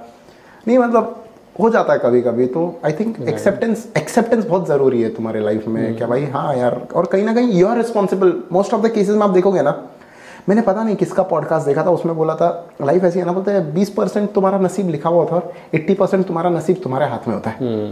तो बहुत सी चीज़ें ऐसे होते हैं कि हमारे वजह से एक वो होता है उसका, एक कहीं ना कहीं हम ही रिस्पॉन्सिबल होते हैं वो कॉन्सिक्वेंसेस के लिए वगैरह।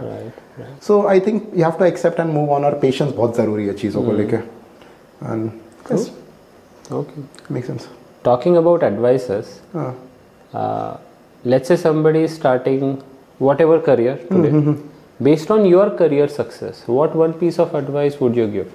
Not necessarily about videography or artistry, but career in general. मैं अगर बिजनेसमैन को दूँ ना, और खास करके जो इंडिया में बिजनेस चालू कर रहा है कोई यंग लड़का, बोलूँगा भाई एक मिस्टेक मत करना, ओवर प्रोफेशनल मत होना इंडिया में। इंडिया में ओवर प्रोफेशनल मत होना। Right. Indian people love flexibility as a businessman and as a client as well. Right. मेरे आज तक है ना, देखो the beauty of मतलब है ना building relationships is that you get a bit of flexibility. अब ओवर प्रोफेशनल क्या हो गया, सर मैंने आपको ये अपने प्रोडक्ट मांगा था, ये दे दिया, नया बंदा, नया बंदा, सर 10 दिन के अंदर भाई डिले आपका पेमेंट है, सर 10 दिन के अंदर कैसा भी देना है सर, नहीं तो थिंग्स विल गेट अगली। ये हो गया ओवर प्रोफेशनलिज्म। ओवर प्रोफेशनलिज्म, और खास करके ना कोई न्यू कमर इंडियन मार्केट में सर्वाइव कर ही नहीं सकता। Yes. भाई 10 दिन के अंदर अगर वो जेन्युइनली बंदे का हो गया कि नहीं हमारे अकाउंट का ऐसा है, एक सिस्टम है क्या 30-45 डेज का हमारा पेमेंट साइकिल होता है, समझो फिर। और जब तुम्हारा टाइम आएगा ना, अरे सर थोड़ा सा प्रोडक्ट में देर हो रहा है, फिर सामने वाले बोले भाई क्यों, मेरे को अभी दे, तूने तेरे टाइम पे पैसा मांगा, ये कर भाई वो कर। तो मेरे को ऐसा मानना है, कंक्लूजन है कि इंडियन मार्केट में ना जब तक तुम सामने वाले की प्रॉब्लम नहीं समझोगे, तुम्हारी कोई प्रॉब्लम नहीं समझेगा। True. तो सबसे पहले ना सामने वाले की प्रॉब्लम समझने की कोशिश करो। क्या भाई हाँ इसके प्रॉब्लम है, तो मैं इसकी एक प्रॉब्लम सॉल्व कर रहा हूँ, और जेन्युइनली कुछ ना कुछ रहता है थोड़ा बहुत। Be a bit more adjusting. मैं करियर को लेके ना सबसे, देखो स्किल वगैरह सभी है मेरे पास। एक मैं काफ़ी मतलब एक मिनिस्ट्री ऑफ पेट्रोलियम के एक बंदे आदमी थे, उनके साथ शूट कर रहा था मैं एक टाइम पे काफ़ी। तो उन्होंने मुझे बोला था तुम 10 स्किल ले लो, हमारे पास बोलते हैं UPSC MPSC वगैरह आते हैं, बट सबसे मेन होता है एटीट्यूड मैटर्स यार। एटीट्यूड मैटर्स, तुम मतलब कितना सामने वाले को एक अच्छा फील होता है तुम्हारे साथ, मतलब तुम्हारे साथ काम करके वगैरह सबसे ज़्यादा मैटर करता है। और तुम्हारी, और be honest about, be very ethically and morally right of what value you give. Yes. Be very morally and ethically right of what value you are bringing on the table. तो I think मेरा यही है, India में खास करके जो अपना career start कर रहा है बिजनेस के लिए, be a bit flexible, over professional नहीं। और हमारे फील्ड का तो और एक चीज़ मैं बोलूँगा, और एक चीज़ हमारे फील्ड में ना बहुत यूट्यूब पे लोग बोलते हैं never work for free for anyone. अरे ये मत करना, वो मत करना। भाई अगर तू किसी का एक आध वीडियो फ्री में शूट नहीं करेगा, पोर्टफोलियो कहाँ से लाएगा? Right. सीधी बात है ना। आज वो मेरे साथ वो अभिनव है एक लड़का, सच ए नाइस किड, मतलब जाता है वो अपने उसके फ्रेंड्स के साथ उनके वीडियोस बनाता है, कुछ ना कुछ एक पोर्टफोलियो होता है। जैसे वो मोइन है, वो जाता था पहले शूट करता था फ़ोन पे, और मतलब मैं कितना एग्जांपल दूँ, अभिनव और मोइन तो चलो मेरे अपने, बट इनके बाहर भी एक दुनिया है जिनको मैंने देखा है। दे पर्सनली टेक एन एफर्ट। मेरे को कितने फ़ोन आते हैं, सर एक इंटर्नशिप दे दो सर, मतलब इसमें हम लोग करेंगे और हमको सिर्फ पोर्टफोलियो वगैरह बिल्ड करना है। सो आई थिंक ये अप्रोच मेरे को बड़ा सही लगता है। वेरास का जो आएगा भाई काम कुछ है नहीं और बस बोल दिया मेरे को भाई नहीं, मैं भाई 100 रुपये के 100 रुपये ही लगेंगे, मैं नया हूँ फिर भी मैं फ्री में काम नहीं करता, ये नहीं करता, ऐसा वो है। थोड़ा सा है ना बंदे को एडजस्टिंग और फ्लेक्सिबल हमारे फील्ड में होना चाहिए बिगिनिंग में, बिकॉज उसमें तुम्हारा ही बेनिफिट हो रहा है, तुमको एक पोर्टफोलियो मिल रहा है, सब कुछ मिल रहा है, right. Look at the bigger price than that small, नहीं क्या बोलते, एक cheap pleasure for that one time cheap pleasure. अब मेरा एक सिंपल स्ट्रैटेजी है बिजनेस करता हूँ, जब मैं बिजनेस करता हूँ ना, अभी कोई कस्टमर आ गया, सचिन बोलता है कंपनी है मेरी, like properly like unicorn, unicorn, couple of unicorns I work with. So उसमें बोलते हैं मेरे को भाई हमारा ईयरली है क्या, मेरे को है ना 100 रुपये का एक ये वीडियो बनाना है, मेरा बजट 100 रुपये। तो मैं पूरा उसका अंडरस्टैंड करता हूँ, पूरा उनका रेवेन्यू सिस्टम कैसा है, उनका क्या मतलब सर, और प्रीवियस उनके वीडियोस वगैरह देखता हूँ, and I see where I can get better. And see एक जो मेरा इनपुट है, अगर वो 100 रुपये में मेरा है ना सिर्फ 30 रुपये लगने वाला है, 30 रुपये लगने वाला है या 40 रुपये लगने वाला है मेरा, तो बाकी 60 रुपये वो है क्योंकि because I am giving some kind of premium product, और 60 रुपये क्रिएटिविटी वगैरह के हम लोग एक मार्जिन रखते हैं, राइट। बट मेरा अप्रोच क्या है इधर से, मैं उसको बोल देता हूँ सर देखो सर ऐसा है क्या, आपका जो ये है काम, आपका मैंने पूरा स्टडी किया, हिस्ट्री आपका पूरा, ये आपके उसमें ये थे, और खास करके आपके 1-2 वीडियो बनाने से आपको कुछ बहुत बड़ा ट्रैक्शन नहीं आने वाला है, ऐसा कुछ मतलब, बिकॉज आपका जो स्ट्रैटेजी आप तो आज तक चलते आया है। Let me be very clear. तो मैं बोलता हूँ अभी छोटा, आप इतना बड़ा खर्चा मत करो 100 रुपये का, मे बी हम कुछ 20 रुपये वाला आइडिया सोचते हैं, 20 रुपये में कर देता हूँ। ना जब मैं 20 रुपये का बनाता हूँ वो चीज़, 20 रुपये का बनाता हूँ वो चीज़ वगैरह, वो बंदा जिसका 2 साल में 100 रुपये का बजट था, 20 रुपये में चीज़ बोलता है अच्छा है, एंड थोड़ा सा स्लाइटली बेटर उसको रिजल्ट मिल रहे हैं पहले से जो कर रहे हैं, तब वो 20 रुपये की चीज़ अब वो ज़्यादा लेना चाहता है बिकॉज उसको रिजल्ट दिख रहा है उसमें। तो वही अभी है ना, वही अभी जो चीज़ है ना, वो अपना 100 रुपये का एक बार करने वाला था ना, अब वो 20 रुपये की चीज़ वो 20 बार करना चाहता है, हर महीने कुछ ना कुछ बनाना चाहता है, थोड़ा उसका कंटिन्यूटी रहे ये रहे। तब देखो अगर मैं एक ही बार सोचता कि मैं 100 रुपये कमा लूँ तो हो गया खत्म, वो क्लाइंट हो गया, रिलेशन खत्म, वहाँ पे 100 रुपये मिल गए। But just because I was flexible a bit from my end and try to give genuine value, मेरे को उसके 300 रुपये मिल गए ना साल भर के। This is the strategy I work with, because मेरे को भी देखना है कि भाई देखो everyone loves money and everyone loves their hard earned money. Yes. And they have to be very specific about how they spend. So इन हमारे जो मतलब हम लोग का जो एम होता है, नॉट जस्ट एक अच्छा वीडियो या अच्छा उसके लिए एक एनिमेशन या डिजाइन देना, मेरा एक एम ये भी होता है कि उसका कॉस्ट इफेक्टिव किस तरह हो उस बंदे के लिए। बिकॉज सीधी बात है, बहुत से स्टार्टअप्स के साथ भी हम लोग काम करते हैं, वो स्टार्टअप बहुत मतलब लिमिटेड फंड्स होते हैं करना उनको, तो ये एम के साथ जब हम सामने वाले को अगर लग जाए और सामने वाले का जेन्युइनली आप अगर पैसा बचाने का देख रहे हो ना, ट्रस्ट मी मतलब आपको काम की लाइफ में कभी कमी नहीं होगी, ये मैंने सीखा। आपको जेन्युइनली मतलब आप सामने वाले का पैसा बचा रहे हो क्या है, तुमको उसको देनी, और आई थिंक वो सबकॉन्शियसली आ ही जाता है आप लोगों के अंदर। So I think more of that, be flexible, be ethically and morally right, someone was starting the career, बाद में स्किल सीखो ये सीखो, ये तो भाई स्किल सब है, सबके अपने अपने बेनिफिट्स है, बट ये 2 चीज़ें बहुत ज़रूरी है। Most important flexibility, Indian market. I agree Sachin, बहुत बार मैंने देखा है कि लोग from the top very different advice देते हैं जो रियलिटी और रियल लाइफ थिंकिंग को अप्लाई नहीं कर पाता, लेकिन I think your advice is pretty solid. I mean building relationships, being flexible and taking problems in their real sense, anybody could be successful अगर वो ये चीज़ें करेक्टली अप्लाई करे along with other things. Because ये on paper बोलने अच्छा लगता है यार, मैंने वो क्लाइंट तो इतना बड़ा क्लाइंट पकड़ा मैंने ये, पर एक बार का पकड़ के चला भी गया ना, क्लाइंट गाली भी दे रहा है भाई चिपका के गया मेरे को ये कुछ भी, वो चिपका के गया, वो चिपका गया। तो ऐसा नहीं है, देखो कुछ गलतियां मेरे से भी हुई है ऐसे इन द पास, जहाँ पे मेरे को ऐसा लगा था कि भाई मैं ये दे सकता हूँ, पर कहीं ना कहीं शायद मैंने वो, मैं कैसे बोलूँगा उसको, जैसे एक एग्जाम्पल लेता हूँ मैं, एक कंपनी थी, उनको एक अपना वीडियो बनाना था वगैरह, काफ़ी अच्छा कंपनी था, बहुत नामचीन कंपनी था, अच्छे भी हैं। तो उन्होंने ना मतलब एक वीडियो मुझे बोला, एंड उनको कोटेशंस आ रहे थे, बहुत आ रहे थे कोटेशन, मतलब अच्छे, और मेरा उन्होंने बोला यार तेरा कोटेशन कम है, तो चाहिए तो और लगा, पर अच्छा प्रोडक्ट दे। और मेरे को लगा यार मैं तो दूंगा यार, बढ़िया प्रोडक्ट दूंगा, इतना बड़ा कंपनी पोर्टफोलियो में आ रहा है। तो मैंने पता उधर गलती क्या कर दी मैंने ना, I got the best people in picture and everyone, क्या भाई मेरे को ना बेस्ट इफेक्ट्स चाहिए इनके इसमें, मेरे को बेस्ट सिनेमाटोग्राफी चाहिए वगैरह, but even the client wasn't happy, क्योंकि मेरा ना मेन नज़र उस पर था ही नहीं कि क्लाइंट क्या मैसेज देना चाहता है वो वीडियो में उसके ब्रांड को लेके। मैं बस यही इल्यूजन में था कि भाई नहीं यार मेरे को तो भाई बेस्ट बनाना है, विजुअली अच्छा दिखे, ये अच्छा दिखे। और वो जो मेरा एक मतलब, तो फिर वो जो टाइम आया ना मेरे साथ, तो एक वो क्लाइंट मेरे से थोड़ा बोला यार this wasn't fun any more यार, एंड मैं बोला यार क्या मैंने तो इतना अच्छा दिया वगैरह, जो हमेशा एक रहता है ना यार, नहीं अपनी गलती नहीं, क्लाइंट खराब रहता है, जो हर एक क्रिएटिव एजेंसी वाला बोलता है यार क्लाइंट्स ने बहुत दिमाग खा रखा है, एक्सेप्ट कोई नहीं करता कि हम गलत है।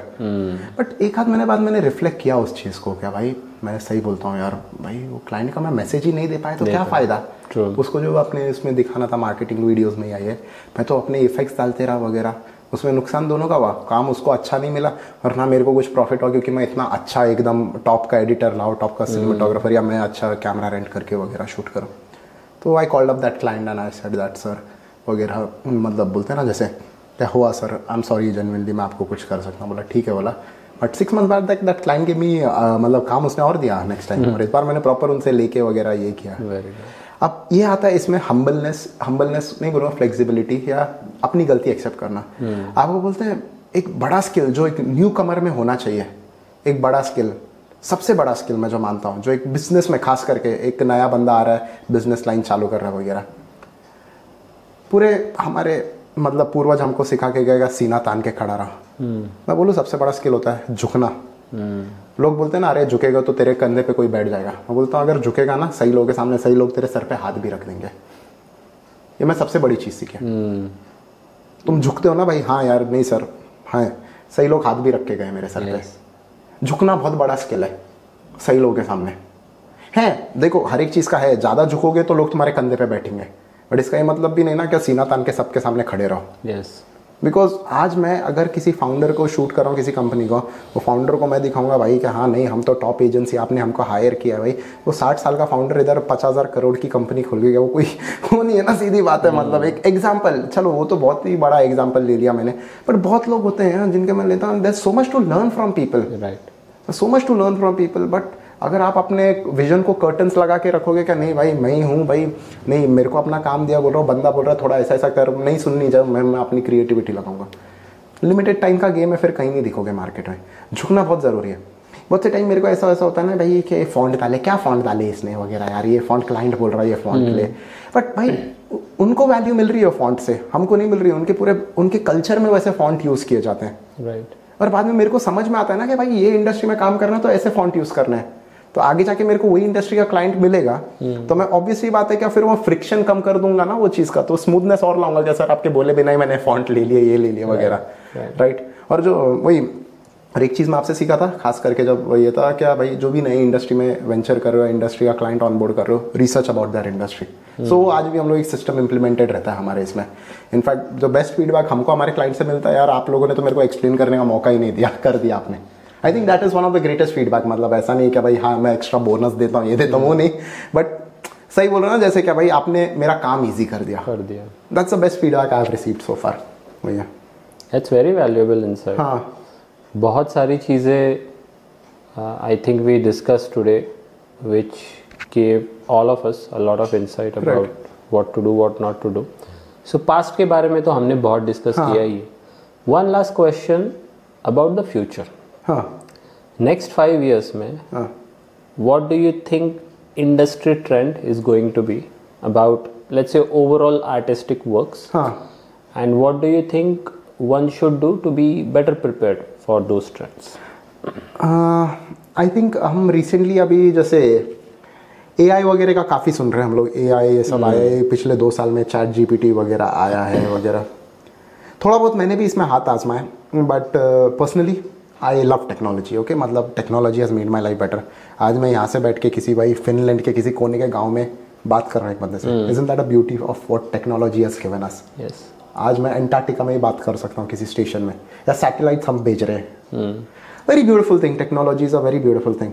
But somewhere down the line कहीं ना कहीं ये जो AI जो एक टेक्नोलॉजी का पार्ट है, ये बहुत मतलब इसने कहीं ना कहीं एक एंग्जाइटी लाया है. ये लोगों में एक एंग्जाइटी लेकर आया है कि भाई क्या होगा, हमको काम मिलेगा नहीं मिलेगा वगैरह. सो फर्स्ट थिंग मेरा अप्रोच यही है इसको लेके. जब आया तो अ टीम ऑफ मी वो was like always you know, नए AI ट्रेंड आए, हमारी जो टीम है हम हमेशा देखते रहते हैं नए AI ट्रेंड क्या है. तो हम इससे डरने से ज़्यादा ना इसको हम गले लगा रहे हैं. मैं इसको कैसे बोलूँ, मतलब लेमैन टर्म्स में अगर तुम AI को देखोगे ना, आई think it can help you, in the right way. Artist को ना बहुत अच्छे से हेल्प वगैरह कर सकता है, ये चीज़ है. और सीधी बात है, मैं I am trying to get words, I am trying to sound more intellectual in front of you, but to be honest बहुत सारी चीज़ें मैंने उतना लंबा सोचा भी नहीं है. बट अगर मैं टेक और ये साल बोलो अगले 5 चीज़ों में, जैसे हमारे कैमराज में नए नए अपग्रेड आते हैं वगैरह वगैरह, मतलब जो चीज़ें वगैरह हुआ है, जैसे एडिटिंग सॉफ्टवेयर में नए नए अपडेट वगैरह आए हैं, तो ये चीज़ें हमको हेल्प कर रही हैं, लिटरली. मतलब कोई से चीज़ें, बट मतलब आई एम श्योर क्या कहीं ना कहीं कोई है उधर जिसका जॉब जा रहा है मेरे बैकएंड में, ऐसा मुझे लगता है कहीं ना कहीं. अब जैसे मेरी क्लाइंट थी मेगन, रिक्रूटमेंट कंपनी चलाती थी. वो बोलती थी पहले मतलब उनके ज़माने में रिक्रूटमेंट ऐसा होता था क्या फ़ोन पे लोगों को जॉब जो ढूंढ रहा है उनको एक डायरी लो, फ़ोन डायरी लो, कॉल्स करो दिन भर वगैरह, ऐसा. But then she said internet आया तो भाई वैसे 5 में उनमें से वही टिका जिसको कंप्यूटर इंटरनेट यूज़ करना आता था. तो इंटरनेट भी आया तो आई थिंक थोड़ा सा एक रेवोल्यूशन आया ही था. But what do you think, did it make things worst और did it make your life better? अगर मैं डेली आम आदमी को देखूँ तो it made it life better ना. मेरी माँ को टेक्नोलॉजी कुछ नहीं आती, बट आज मेरी माँ मेरी नानी के साथ उधर वीडियो कॉल कर सकती है. इंटरनेट का ये भी यार कहीं ना कहीं जॉब्स उसने एक ईजी भी किए लोगों के लिए. बट मैं ये भ्रम में भी नहीं रह सकता, अरे आए देख ले कुछ नहीं होगा, देखेंगे, आने दे टेक्नोलॉजी आने दे, कोई कुछ नहीं होने वाला. मैं वो इल्यूजन में भी नहीं रहना चाहता हूँ. सो पर्सनली मैं खुद एक वे फिगर आउट कर रहा हूँ इस चीज़ का. सो फार जो हमको AI के जो बेनिफिट्स मिल रहे हैं हम लोग यूज़ करते हैं, और खास करके हमारे क्लाइंट्स को भी हम लोग बोलते हैं जैसे सर ये AI जनरेटेड होगा, इसमें आपका टाइम बच जाएगा, ये अगर इसमें ऐसा है, तो वो सब चीज़ें हम लोग इम्प्लीमेंट कर रहे हैं मेरे फील्ड का. बट वेयर एज म्यूजिशियंस और आर्टिस्ट लोगों का मैं इतना नहीं बोल पाऊंगा. मे बी फोटोशॉप में भी बहुत सा AI वगैरह आया है आजकल, so it's helpful for graphic designers and as well, graphic designers and everything. मेरा ये है. और 5 साल बाद फिर मिलेंगे, फिर डिस्कस करेंगे. एब्सोल्युटली 5 साल बाद देखते हैं. That's the goal. I hope 5 साल बाद जब हम मिलेंगे तब हम दोनों ने अपने अपने फील्ड्स में और ज़्यादा प्रोग्रेस किया होगा. होपफुली करेंगे, but I think better become a better person with more. मेरा ऐसा सोचना है वगैरह. That's the goal. क्या मोर लाइव्स वी इम्पैक्ट अपने काम से. Exactly. End of the day हुआ. Perfect. Thank you so much, Sachin, for coming today and sharing all this information. आपके विचार और wisdom, I personally believe there is something to learn from everyone. Everyone's unique perspective. A smart man learns from every person he can, and then combines all of that knowledge to apply in whatever field he is in. So the vichar and wisdom you shared today will definitely guide me and hopefully the audience for a lot of years to come. I hope we continue to do a lot of vichar and learn from a lot of wisdom. Let's stay in touch. See you soon. Thank you. See you soon.